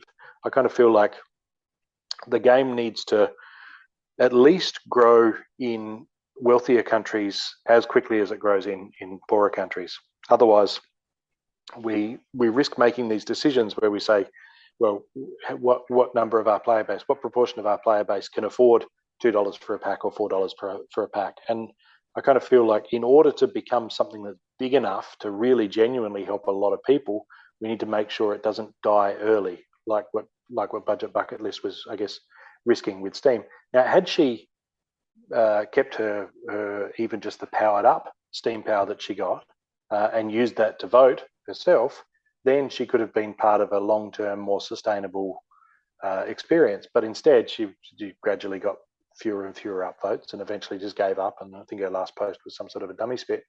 But I don't think she understood that the money is where it's actually coming from, and that it's being pulled as value from the ecosystem. It doesn't matter that you're doing wonderful, noble things with it. That's all great. Don't get me wrong, and I'm glad that she did. But at some point, people need to say, no, this entire thing is viable. You're eating your seed crop, right? You're eating your seeds instead of planting them and growing a whole lot more. So there's a time for that. There's a time for being really, generous to new players. And I don't know if now is the time for that. If you get what I'm saying, I think we need to get to a critical mass, and then we can start looking at that sort of perspective, I suppose. Brilliant. Yeah, I just looked up Budget Bucket List, and yeah, you're absolutely right. Those first couple of posts, 10,000 plus Steem, almost 5,000 Steem, and it looks like the most recent post was a couple of years ago, and it doesn't look like it was anywhere near the same vein of what she was doing previously, and the acknowledgement from the community just wasn't there. So you mentioned packs kind of being, obviously that's going to be the meat and potatoes of the game moving forward. It's a primary source of revenue for the business. I'm curious what your thoughts are, Matt, on number one, the recently passed proposed Chaos Legion burn, and number two, Rebellion hypothetically being time-based and therefore whether it's a monthly burn of packs or a burn of packs at the end, or even I think the far end of the spectrum is the option that there is no cap on total packs, and instead pack sales just end at 9 months. I think is the magic number that Aggie's kind of alluded to a couple of times. Yeah, I'll be honest. I haven't given much thought to the idea of unlimited packs available until a certain time. That's sort of, I guess, the first time that's really been on my radar. So I'd have to go away and give that some thought, because that is an interesting one. I do like the idea of the whichever comes first. We sell 10 million packs, or this particular date arrives. Either way, that will be the end of it. I think having them definitely available until this particular date risks losing the FOMO, where you're not worried that they're going to sell out early because you know that they can't. So, and I think that would be too drastic a change to to make quickly, to go from okay, here's a finite amount to here's a finite date. I think I'd like to add I like what they did with Tower Defense, where they said, here's the packs, there's this many. If they don't sell, whatever's left over just goes in the bonfire. And so you have two reasons for FOMO. You're not guaranteed that we're going to make that date, but you are guaranteed that if we are, you're not going to have the opportunity to buy past that. So that's almost like a double FOMO setup. And I like the idea. I think personally, I would have preferred to see Chaos Legion just go. I think it should have stayed in place until it sold out organically. I think we're a long way close. I think the last million packs or so would sell nicely just to short-term flippers who think, oh, I'm just going to buy as many packs as I can afford, and then just wait a month and then put them on the secondary market and see if I can double my money in a few months. Those flippers aren't engaged just yet because they're worried that the sale might go on for quite a bit longer, and that they're not going to be able to recoup their cash anytime soon. So my advice to my no coiner friends was to say, look, buy these Chaos Legion packs and just sit on them for 2-3 years. And of course, these are people that have been around for a while, and they've come from the fiat world where they're far less comfortable with risk, but they're also far more comfortable with long-term mindsets. And I think some of the crypto guys that we have are a little bit of a degen sort of energy, where they're okay, I'll put some money into this, but I need to see a return in the next 3 weeks, or I've lost. So there's that frantic energy there. So what I say to no coiners, like I say, is just buy as many, go for the bulk pack purchase of Chaos Legion, and just forget about it for 2-3 years. Come back, and then previous pack editions, beta packs only sold out a couple of years ago, and they're going for sort of 10x what they sold for. So particularly if you're getting those bulk discount, your cost base is quite low, and maybe when you come back after 2 or 3 years, and if you've gone 10x, well, maybe instead of cashing that money out, maybe rebuy whatever's available off the market then, whichever packs, turn that into currency, turn that into SPS or dark energy crystals, and use that to buy 10 times more of whatever packs are available then. Sit on those for 2 or 3 years. You could go 100x in 8 years, 10x once, then 10x again, 2 or 3 years between. There's a really good possibility that that's going to happen, just because I've seen it happen with Alpha. I've saw it happen with Beta. Untamed is looking really Don't you good. think? So, sorry, I was going to ask. No, Yeah, regarding that pack, what you're saying about packs. Like, I was also with the same mindset. Like, buy these packs. Maybe I wasn't thinking long term, but I was just thinking maybe a year down the line, and my intent was to just hold them and then flip them at a late date when they sold out. But because it didn't sell out, then I just ended up opening them and just like leveling up my deck. But do you see with this, with this new cycle that is going to be in place, do you see, do you still view it in the same way, like holding on to these packs? Because won't new players be more inclined to buy the new packs that come out?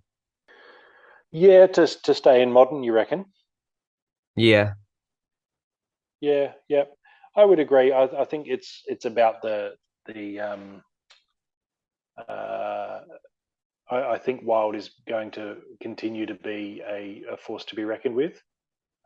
Modern is great, But I think wild is, particularly if we continue to have the rewards split equally between modern and wild, there will be a lot of people who love particular cards from their modern deck, and when those cards get retired into wild, I expect they're going to continue to want to play wild. So I can see it being very much still an even split between the two. And I think I had 100 orbs that I only spent. I literally would have spent $150 on. Dark energy crystals were cheap. I bought them in bulk. They were $2 each at the time. The orbs, 2,000 dark energy crystals, I think, were 3,000. Anyway, it would have been, my cost would have been $200.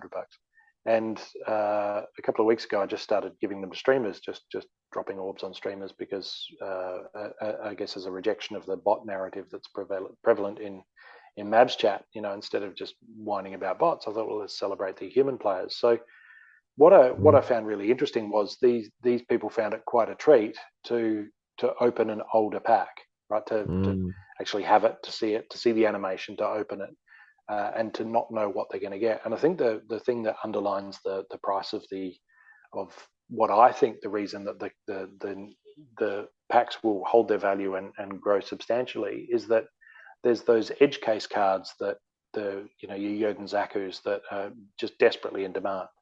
So somebody opened a gold foil epic from one of those orbs, and it was worth $350. Now that you can't get from the current in edition packs, right? You can open it, but even if you get a gold foil legendary, it's very rare for that to be more than $60, $70, $80, for example, because there's still so many more in packs, right? The FOMO is not there, the demand's not there. But the older packs, because there are so many fewer in circulation and more every day, right? There's that sense that, okay, if I want a gold foil mermaid healer, I'm going to need to buy it off somebody who opens it in a pack that's not widely available anymore.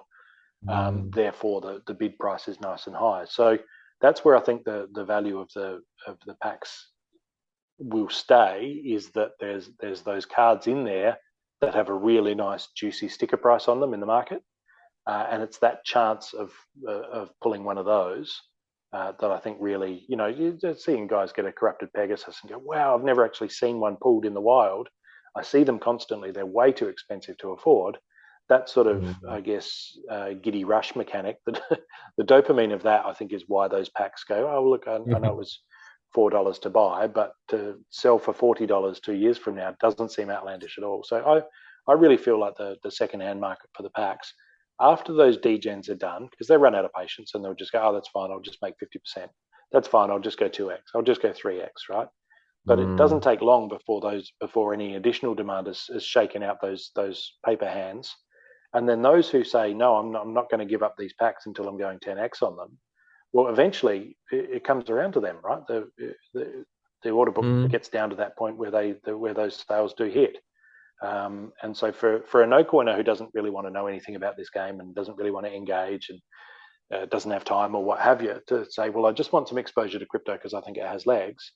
Well, this is much nicer, because if I tell them to buy a token and then it goes down 5%, then I'm drowning in DMs the next day. Well, you're down 5%. But if I say, look, buy these packs and hold them for 2 years, then they've got a clear path forward. I've never guaranteed they're going to go 10x, but I mean, you hold your money in the bank for 3 years. What are you going to get for it? It's going to be pathetic. So we're not competing against anything good.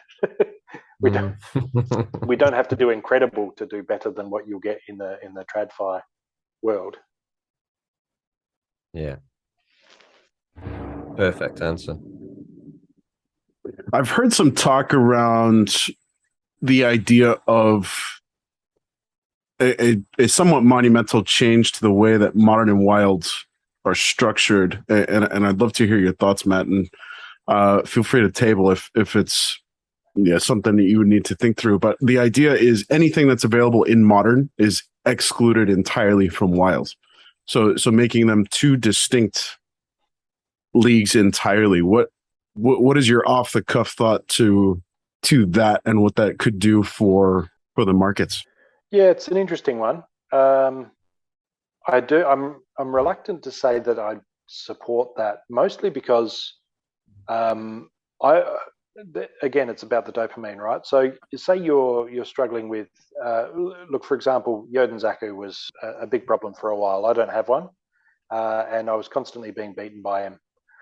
And then Llama came along, and not many people realize this, but as soon as Llama dropped and I saw his stats, I thought, this is why. This is to counter Yoden. And a lot of people, well, hang on, what do you mean Llama countering Yoden? But particularly in low mana matches, if a summoner is mostly about last stand, like that's a big part of Llama, then Blast doesn't matter because you're going to build your teams around when you have one card left. So that takes Yoden Zaku's Blast completely off the table. And I remember getting that and thinking really excited and going, oh, I'm going to load up, and I maxed out my Llama real quick,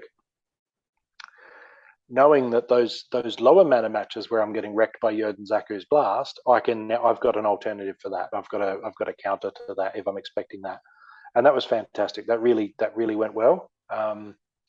And I would hate to think that a new card arrives and you get excited and you say, oh, this would be a great counter to whatever, that other one that I've been struggling with, except you can't because they're in completely different categories. They'll never face each other, at least not until the new card retires into Wild 2 years from now or whenever that may be.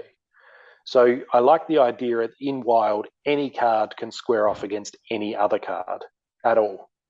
There's no limitations, because I don't want to see that the new water summoner drops for Chaos Legion, but because it is in Modern, I can't now use him in it because I mostly play Wild, right? So what am I going to do for however long until those? I basically have to sit on cards and just either split my time between playing Modern and Wild, or buy the cards and just sit on them until they retire into Wild. So yeah, I wouldn't be a big fan of that, mostly just because it would then be extra bandwidth, mental bandwidth, I suppose, that I personally would have to worry about.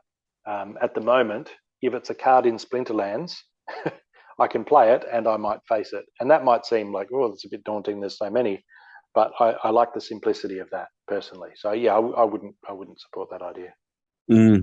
Yeah, I'd be curious if that sort of idea would drum up. I mean, I think the thought process would be, I think we spoke a couple of weeks ago, Matt, and I think you mentioned that you've kind of steered clear thus far from Rift Watchers, and correct me if I'm wrong. Is that right?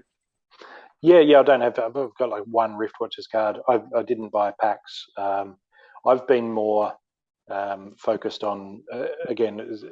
I talk about scrolling through. I do have a lot of cards from a lot of different editions, and some of them I'm not quite sure whether I want to level in gold or regular, or we'll get to that. And my playing account's a bit of a mess. So the idea that I'd want to add a whole heap more, as opposed to diversifying into things like Rooney and TD packs.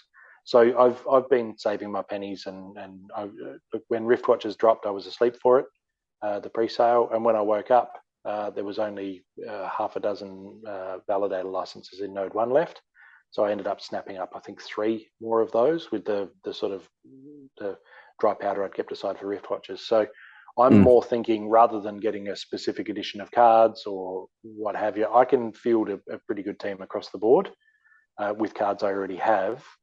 Unless I'm buying them to rent, I kind of feel like more cards at the moment for me personally in my playing account is just more cards to scroll past. And unless a particular card's really going to increase my win rate, I'd rather just sort of forego that. So I do plan on, as Rift Watchers develops and matures, the ones that beat me constantly, and I look at that and think, hang on, I really need some of that action. There's nothing stopping me from buying those cards individually off the market and maxing them. But I'm kind of, that's been my approach for Rift Watchers. And part of that is because when, I'm not an owner of the game in any way, but I own a lot of game assets. And I think things like tower defense and GLX doing well is really good for the game. And so that's where I want to support these other, not just for diversification's sake for myself, but also I want tower defense to be popular and a success. I want those tower defense players to be drawn into this new game or crypto game where you can earn some stuff. Oh, look at that. There's if you stake a Splinterlands card into the tower, then it gets extra range and attack speed. well, how do we get a Splinterlands cards? That's what I want. And now we've got 10, 100,000 new players who are only interested in tower defense, but they're over in the Splinterlands market buying cards because they want to stake them in their towers. And I'm there for that, right? That's bring it on. So my focus hasn't been so much let's get every card of every new edition. It's been more about, okay, my deck for Wild is already nicely full. I've got a lot of choices whenever I come up against even the most restrictive of rule sets. I'm starting to really enjoy restrictive rule sets now. If it says, common and rares only, and you can only have even cards, I'm down for that. I'm more likely to win that because the guy I'm up against doesn't have cards from 8 different editions, or, not 8, but you know what I'm saying. And so I've got all these niche promo cards and all that type of thing. One thing I've been having a lot of fun with at the moment is in Little League, I play multi-scavenge teams. And I have scavenge cards that are from all sorts of different editions. If you go into that as a newer player, you might have 1 or 2 scavenge cards, but you're coming up against 4 or 5 in my team.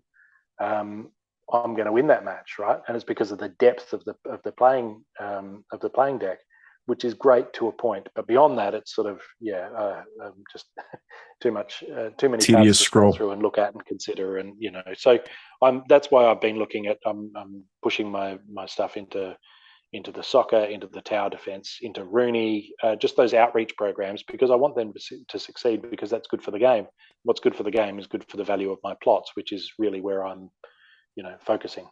Yeah, I was just gonna say, yeah, man, you're right, man. Everything, just this whole ecosystem, everything is connected, and there's just more connections happening the further we go down the road. So you're exactly right, man. Like if Genesis League Sports succeeds, then it's going to benefit Splinterlands down the road.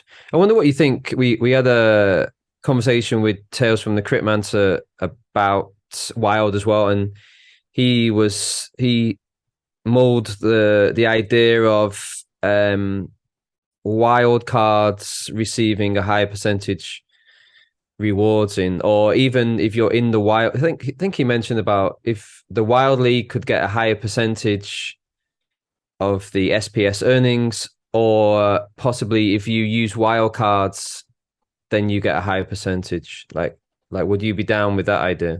I suppose you would. You've got lots of lots of wild cards. Yeah. Yeah, well, I'd like to think I lean towards things more because they're good for the game than they're good for me personally. But I guess so. What's it? Milton Friedman said it's only greedy when the other guy's doing it. That's when it's greed. I think that there's some really interesting capacity to balance out between wild and modern with the rewards. So if they stay at 50%. And I'm assuming they are at 50% right now. That's last I heard. Then, if modern has fewer players at lower levels, then that's where you're going to want to focus to maximize your returns. Likewise, with wild. So I kind of feel like a lot of what you'd be trying to achieve there is, I guess, taken care of. That balancing act is taken care of between the total size or player base or total ECR spent, I guess you could say, or reward shares claimed in each of those pools. And I expect some of those third-party tracking sites that we've talked about to actually at some point pull up and say, hey, look, if you do just as well in assuming that you win a match with the same caliber of cards, the same number of gold, and the same number of focus cards at the same level, you can expect to make 13% more in wild today than in modern, or vice versa, based on where the players are at the moment and the size of the draw on the relative reward pools. So I kind of feel like that balancing act is kind of taken care of there, rather than saying cards from wild cards should get a higher stake or a higher share of the rewards. I kind of feel like, well, if you're in wild, then you're going to be getting more of that. So I don't know if I'm putting that well, but I'm fascinated to know what kind of breakdown of new players will be drawn to wild, and will be drawn to modern, and also, and I think we touched on this in our chat, although they do tend to melt together after a while. I'm not sure if we discussed it, but the idea of people, we that was with you guys, I think, selling your cards as they fall into wild in order to then buy the new edition and stay in modern. And I'm really looking forward to hearing how that shakes out. What does the average player do? Do they go straight to wild and buy key cards, older cards that they need, and that's what they're drawn to? That every man for himself, all or nothing, free for all? Or do they say, oh well, modern, I haven't been here long, I'll just stick with modern? And then if so, do they retire themselves into wild with their cards when they do retire, or do they stay as modern players? And there's going to be people doing all sorts in both directions. There'll be people who rent out their modern cards and play with their wild, and vice versa. So I think there's so much scope there for so many different ways to do these things. But I think extra SPS rewards for wild cards, I'm not entirely sure. I mean, we get the extra rewards for playing alpha cards at the moment. I'm not sure. Do beta get the 5%? I think they do. I think they got rolled out. Oh, okay. I don't really have any beta. But you get a 10% bonus for playing alpha cards, and I'm pretty sure it's a 5% bonus for beta. So that would sort of fall into that category, that extra rewards for older cards mentality.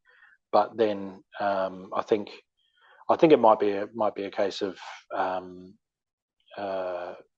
doing that, but just doing it 2 years after it's fallen into wild, for example. Then we're going to give it that 5% boost, or maybe a 10% boost, depending on what direction the team want to go. That would kind of do it as well, I think. But I guess we already kind of have what he's talking about there.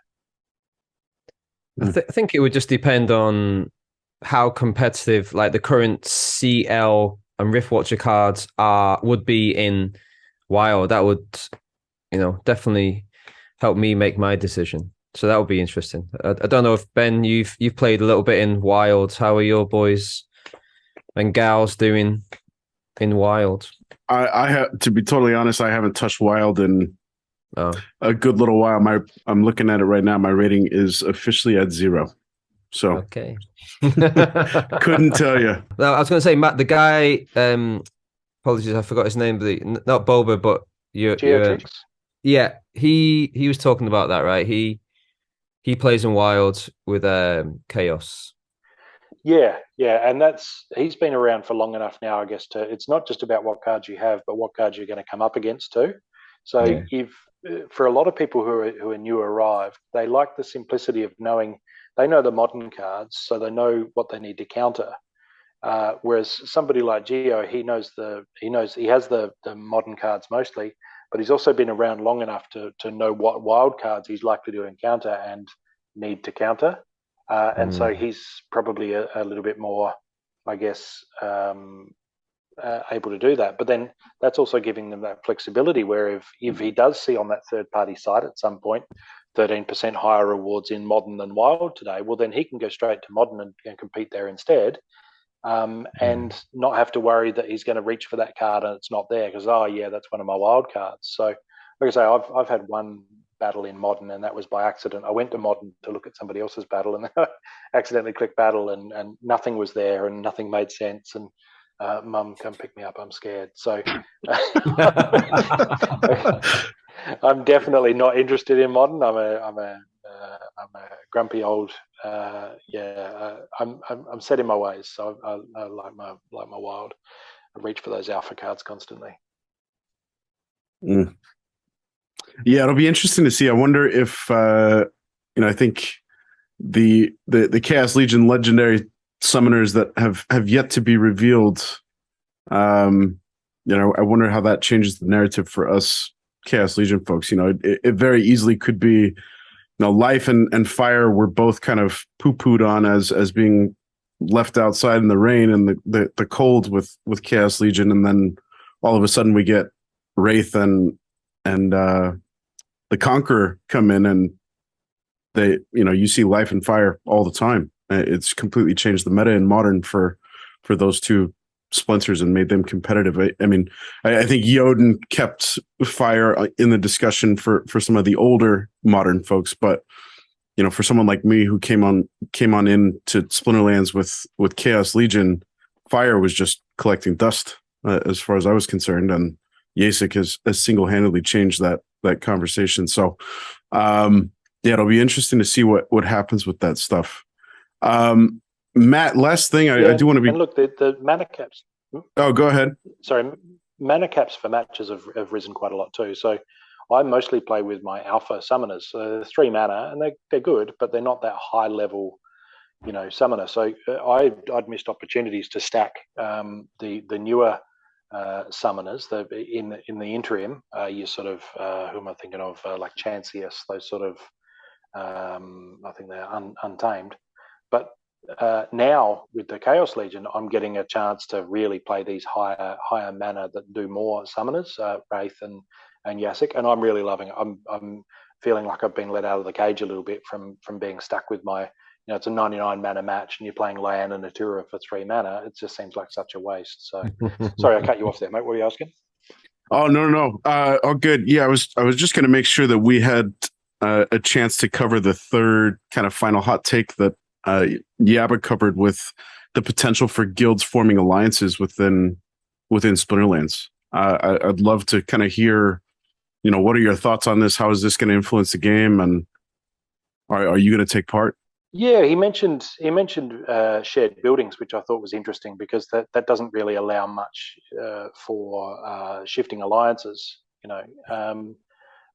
One thing I would say is that there have been talks of abandoned guilds, which is a problem, and that's where the leader has gone quiet and nobody else has been able to make themselves the leader, which means they haven't been able to boot inactive players, and now we basically have just a ghost guild where no one has that capacity to take it over. I personally inherited my guild from a guy who used to play many moons ago, and he's a close personal friend of mine in Meat Space as well. And he just upped and left one day and just sold everything, and I have not spoken to him since. I think he had a bit of a nervous break. And the only reason I actually have the Roaring Twenties is that I had his posting key and made myself the leader, because I thought he was being, to be honest, I thought he was being extorted at the time. And when I finally got a hold of him, he said, "Oh no, it's fine. I just don't want to do it anymore, and I can't do it, and I'm out." So I just kept myself as the leader of the guild. But otherwise, we would have met the same fate when he went quiet. The Roaring Twenties would have been stuck without a leader and without any capacity to bring a new leader on board. So there might be an element there of the alliance thinking where there might be it might be almost like a multi-sig setup where Yabba says, okay, so if you're an alliance of say 5 or more guilds, and 3 or more agree that one of the guild members in another guild needs to be replaced as leader, then you can do that, right? And so it's a bit more of a way of combating that zombie guild problem, because that's not great for somebody who's stuck in a zombie guild, right? They've got to just basically leave, and anything that they've plumbed into, they might have contributed a great deal of dark energy crystals to upgrading different buildings, and now that's all gone now, right? Because they can't recoup that. The guild is dead in the water. So I kind of feel like the guild alliances might be I guess like a kind of multi-sig workaround for that as one of the possibilities. But I also think it's a way for more than 30 people to sort of build a community. I know I would be interested in forming some sort of an alliance with other Australian guilds that are Australian. The Roaring Twenties, my guild, isn't specifically Australian. We've got people from all over, but there are a lot of Aussies in the guild. So I'd need to farm it around with my guild members and say, what does everybody think about this? What does it entail? We're one of the higher level guilds, mostly because we are, from the start, we've been pegged as casual gamers, but serious investors. And I really have made that the focus, that this is a guild for people that want to invest heavily in the game and keep it fun and play casually. So we're not the best battlers out there, but we are when we need a building upgraded, I just put out the word, and a day later, everybody's made contributions and our building's upgraded, instead of sort of having to pass the hat around from players who are, maybe don't have those deeper pockets. So I like the way we're angled and pitched, but I'd need to see the fine print on the way guild alliances work before committing to something like that. And personally, from a multi-sig perspective, I've got meat space friends who have access if something was to happen to me to take care of all that. So it's not an issue there where my guild faces a risk of me dropping dead or getting hit by a bus or something, and then they're stuck with all their without a leader. I've made personal alternative arrangements, but that's also partly because I'm quite a more public figure, right? And I think there's as time goes by, we're going to have a very different. I think there's going to be a more pronounced split between people who are essentially doxed, where we know their face, we know their name, and or one or both. And then there's just Dragon Slayer 2000, who could be anyone from anywhere.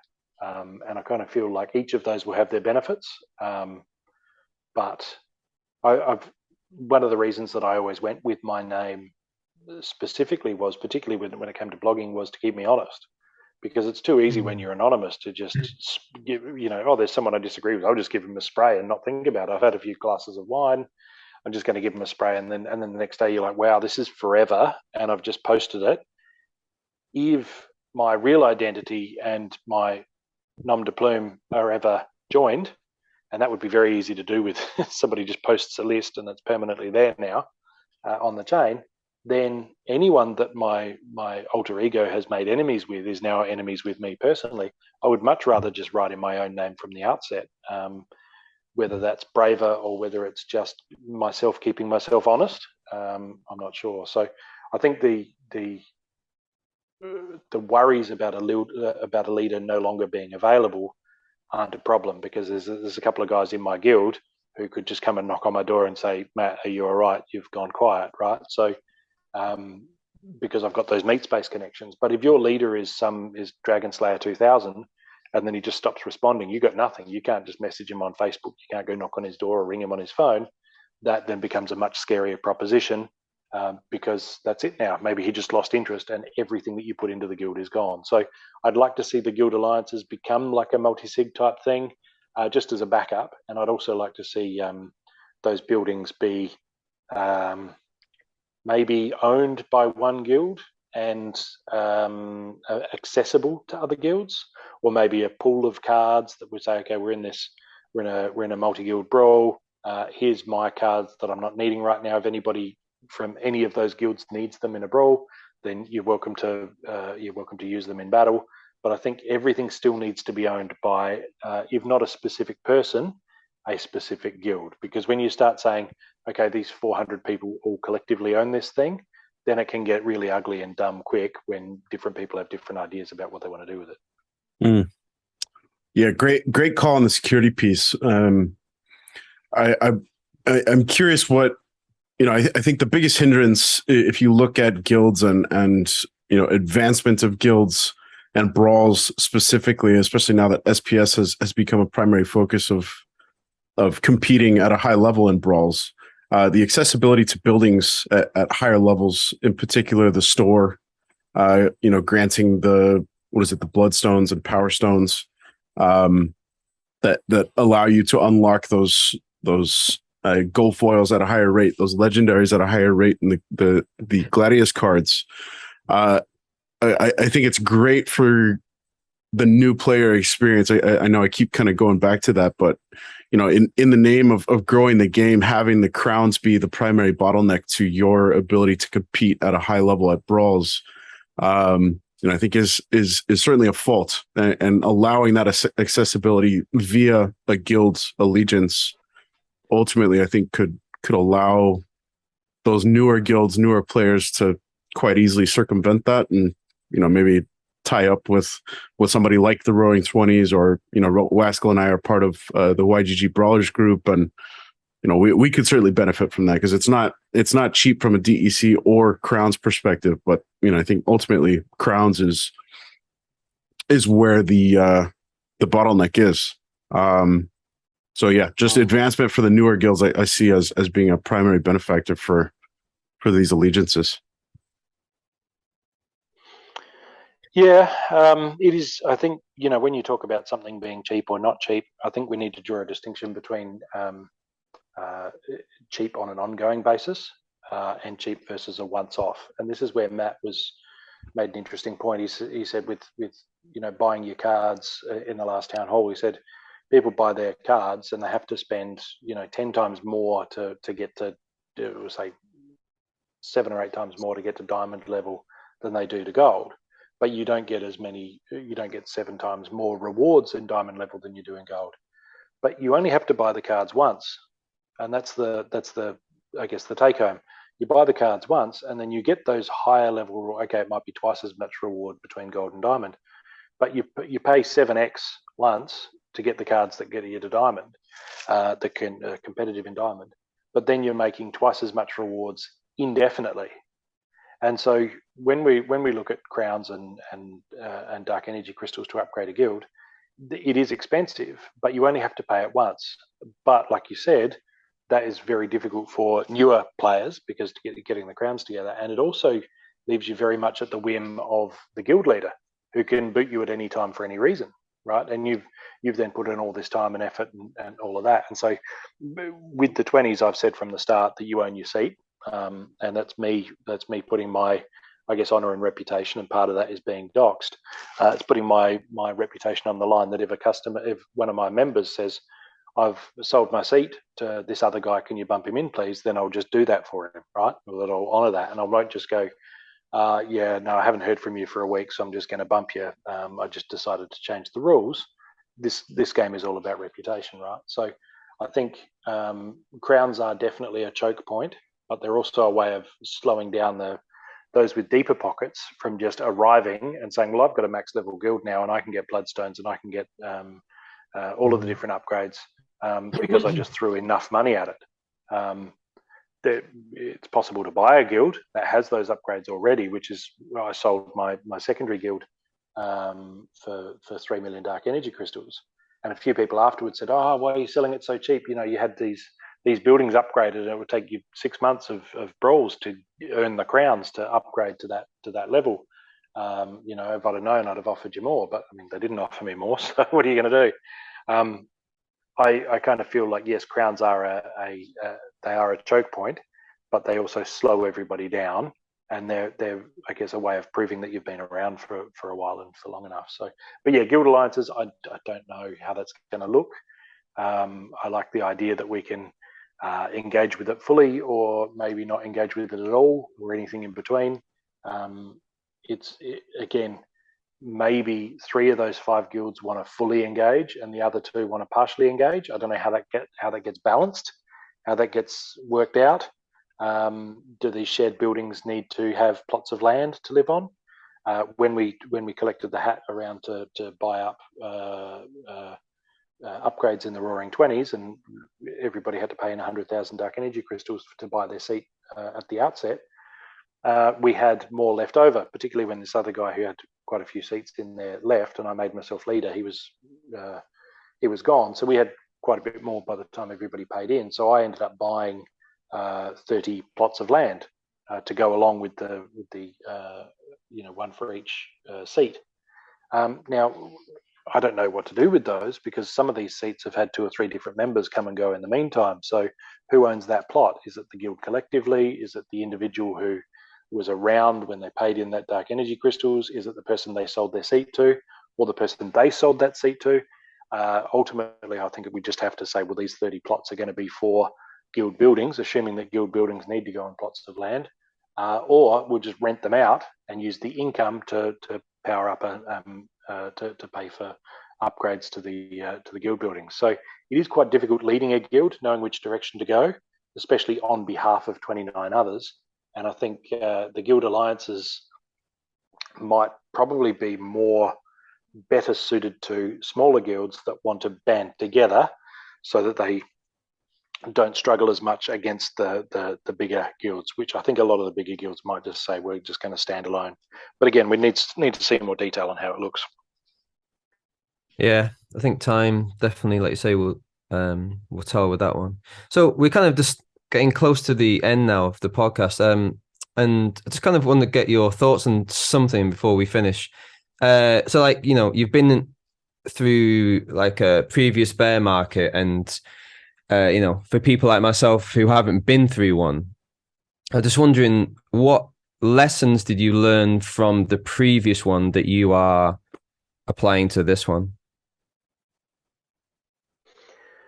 Yeah, well, again with flesh columns, that was a really interesting take because I sort of, in a way, um, the more wealth you accumulate, the more you realize the concept of wealth becomes very nebulous. So with my flesh columns, I could probably spend a few $1,000s now and have $10 million worth of flesh columns on paper. It doesn't mean that once I start selling them, I'm going to be able to sell all of them and now I have $10 million in my bank account. It just doesn't work that way. So I can, because I have such a high stake in that, I can push the price up, but I could also tank the price fairly readily, I think, as well, if I started to sell, because there's historically the main buyer has been me. So I think my experience in the last bear market was of after the fork, I then had equal parts Steem and Hive, and I ploughed my Steem, not wanting to sort of engage any further with the Steem blockchain after it became very centralized. I ploughed my Steem into Splinterlands assets, mostly flesh columns, and so while everything else was sort of tapering off, I was in a way making my own luck by pushing up the price of the thing I already owned.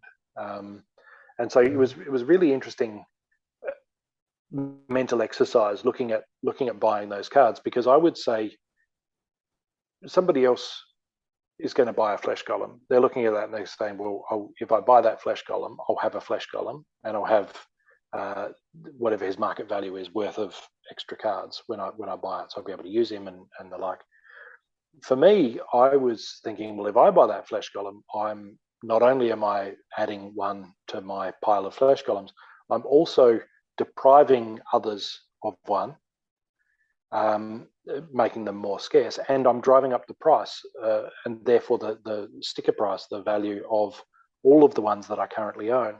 And so if that guy over there only has two reasons to buy, and I have three reasons to buy, then maybe it's always better for me to buy it than for him to buy it. And Mm. that was a really interesting, I guess, angle to look at it through.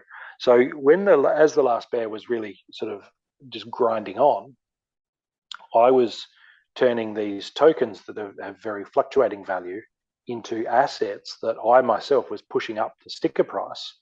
But I was also, I guess, going out more and more on my own, where I was becoming more embedded into the game, because I guess I sacrificed liquidity for market value, or another way to put it. But I was committing more thoroughly to the game, and that's been my take from the start. Like I said, with the 2 year lockup period, or how I would happily stake SPS for 5 years if there was a higher, substantially higher staking reward for doing so. So I guess what I knew I was doing was I was taking those tokens as the value of those tokens was dropping. I was pumping them into a specific asset, but I was also, I guess, like I touched on earlier, buying not naming rights, but I was associating myself with that card in the attention economy. But also, I was pushing up my total net worth, I guess. But I was also making it more not artificial, but more of a paper gain than an actual realizable gain, because I couldn't. At no point would I have been able to sell for anywhere near what the number on the chart said. So I think the last bear market taught me just how nebulous the concept of wealth is, and I took that into me with the bull market as well, where I look at it and go, oh wow, I've got an account worth $4 million. That's insane. But also, really, could I sell two regions for that? Is there that kind of depth in the marketplace for that? And so Mm. the longer this goes on, the more I see myself as more of a VC, where I've ploughed money in, but I can't just pull it out. This is a startup, right? I can't just pull it out. I'm expecting the gains down the track, and as we expand and propel, and as the game gets built, gets bigger, and as the player base expands and improves, then there might be that capacity down the track. But I think the bear market is a time to become more thoroughly enmeshed with the project, so that when the bull does arrive, you can capitalize on that, rather than saying, I need to pull out any value that I can. I think it's more about saying, how can I more firmly embed myself in this ecosystem? So that's why, we're deep in the bear, and I'm thinking, well, I hope they bring out land soon so I can start Twitch streaming, right? So I can more thoroughly embed myself in this thing that I think will do well in the next bull. So it's a lot of people say that the best building gets done in the bear market, and I can sort of see why, because that's when people say, right, I don't just want to go to the moon, I need to aim for the moon, right? I need to position myself so that when that does happen and everything's going crazy, let's go. And I saw it with posting on Hive as well, where when the price gets quiet, people just stop posting. But it's like that, now's the time. When the price is booming, when it's $8 a token, it's like a crowded, like a stock exchange, when everyone's yelling and, oh, I can't get noticed, it's too loud. But then when the price drops and it's empty, it's like a library, and anyone who speaks up can be heard by everyone who's there, then people stop talking. It's like, no, now is when you build your follower base. Now is when you get known as a reputation for the guy who kept posting even when you weren't being paid an extraordinary amount for it, because you've got actually something that you want to say. So that was my take home, I guess, from the last bear market, is find a way to burrow in to what is a good project. I mean, bad projects obviously crash and burn, and this is good, because a bear market says to everybody, Splinterlands survived. Okay, wow, that's another one they've survived. There's something viable about this project. So yeah, burrow in like a tick. That's my advice. Find a way to add value while that value is small, because your contribution might be small now, but everything's small in the bear market. But those small contributions explode in the bull. Now is when what would otherwise not matter, your voice wouldn't actually normally matter. Whatever you can contribute normally wouldn't matter. But right now it's at its most, and that's not just money. It's also time. It's also sitting down and saying, right, I'm going to work out how to stream on Twitch, because I want to add value while that value is small and can then really pop when things turn around.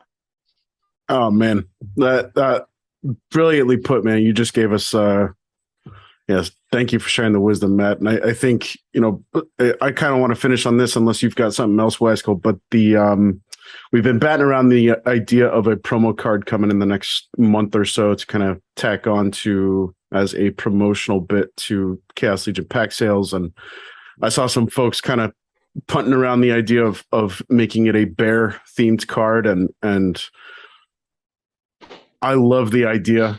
Just the symbolic gesture of rewarding the folks that are sticking it out, the resiliency of the folks in this community. I feel like a lot of folks have kind of hunkered down and committed to. I've heard more folks committing to the longer term than folks deciding, hey, I'm pulling my hat out of the ring and time to walk away. You have any ideas, Matt, what you'd like to see on this promo card? Is it a bear themed? Is it something else entirely? Yeah, I'd go with that. I think we need to not take ourselves too seriously, and I think if we can have a sense of humor about all this. One of the guys who won the opportunity, and I think he's gone now. One of the guys he won or bought the opportunity to invent I think it was a boss monster or I think it was a boss monster, and he had the whale bear. He wanted a whale bear. It was half whale, half bear. And that's sort of part of Splinterlands folklore. So that's when you say bear, I think the only real bear we'd have would be the whale bear that again hasn't eventuated, and that's where we've got to start really delivering on some of these longer term promises. But yeah, so a bear, yeah, I would be across a bear. I mean, even like a polar bear, to really say it's a winter, it's a bearish winter. I'm down for that. I'm down for Christmas promo cards, or some of the other ideas that have been bandied around about rotating through different rule sets to keep the bots on their toes. One idea I've had, and I haven't fielded this anywhere for probably 2 years now, but I really feel like it could be a fun option. Is you're sitting at home, you're battling, and then there's like how a challenge pops up, except it's a bar fight or something. And what happens is anybody who's playing actively in that league at that time, maybe even on the website, just to try and exclude bots from it, anyone who's currently actively logged into the website and playing gets this pop up in that league, right, in your same league. It's a pop up and it says, all right, there's a bar fight on. Here's the mana cap. Here's the rule set. Here's the available splinters. And then you submit your team. And every team that's submitted, so there's 1,000 guys playing, well, your team is tested against all of the other 1,000 players. And you get a results summary that says you beat 340 and 412 beat you. And this was the most successful. Right? There's no reason that we should be that we necessarily have to be one-on-one, right? I mean, this is not a live game. You submit your team and then you get the results. So I thought, well, that would be a really cool, fun way to go. Oh, I'm playing and I know what's going on, and I could see streamers doing this. I'm playing and oh, hang on, oh, there's a bar fight. Okay, all right, and everybody's got the same timer, right? You've all got that same 3 minutes or whatever it is to submit your team. But then I don't know what I don't imagine it'll be too big a load on the servers to try and work it all out and play it through, because it's all just text and random number generators. But to say your team beat this many and this many and this many, and then break it up into do the results and say this summoner was the most popular and you mostly beat this summoner, and so then it becomes a mental game of, okay, what are most people going to play? And how do I counter that? And what's best going to counter that? And you could end up with a niche team that normally wouldn't win, but because you kind of feel like everybody's going to play the counter, you play the counter to the counter, and then and so then there'd be different ways to celebrate whoever won that and the like. And they could come up at random, right? You wouldn't even know. There might be 2 one day and then nothing for 3 or 4 days. So it would be a just a spur of the moment thing, and I don't even know how many people I'm going to end up competing against. But whoever submits in that time, in that 3 minutes, they get to have a crack at the title. I really think that would be fun. I want to be in the bar fight, Matt. Put that. Let's get that sucker on the player submitted proposals. That sounds like such a fun way to engage the community, and you're right. It would immediately exclude bots. So you're facing off against other players that love the game for the game. Kind of an instant tournament. I love the kind of the stat breakdown. You finished in the 99th percentile with XYZ in your lineup, and yeah, that sounds like a lot of fun. Matt, I got to say, it's been an absolute pleasure having you stop by. I feel like chat for another few hours and still barely break the top layer of ice with everything. But I just want to say thank you again. And you're such a fantastic ambassador for the game, for the community, for Hive, for decentralization, for Web3. We're fortunate to have you on board the Splinterlands ship, and here's to looking forward to a bright future as a community with you as part of it, man.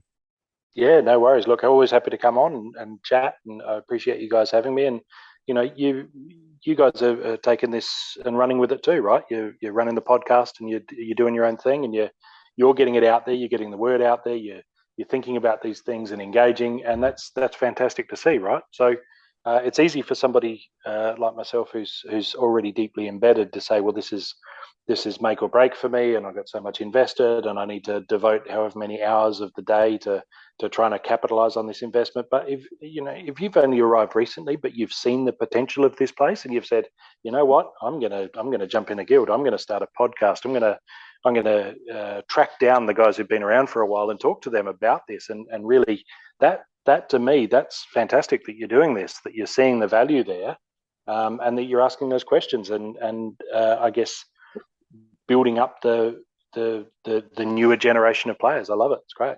Yeah, I'm going to echo what Ben said. Just great having you on, man. It's been great picking your brains. I think just speaking to someone like you who has been in this game and the whole crypto game for such a long time, it's really invaluable information that you have been giving out today. So I really appreciate that. And with that, I would just like to say thank you for listening. You have been listening to People's Guild.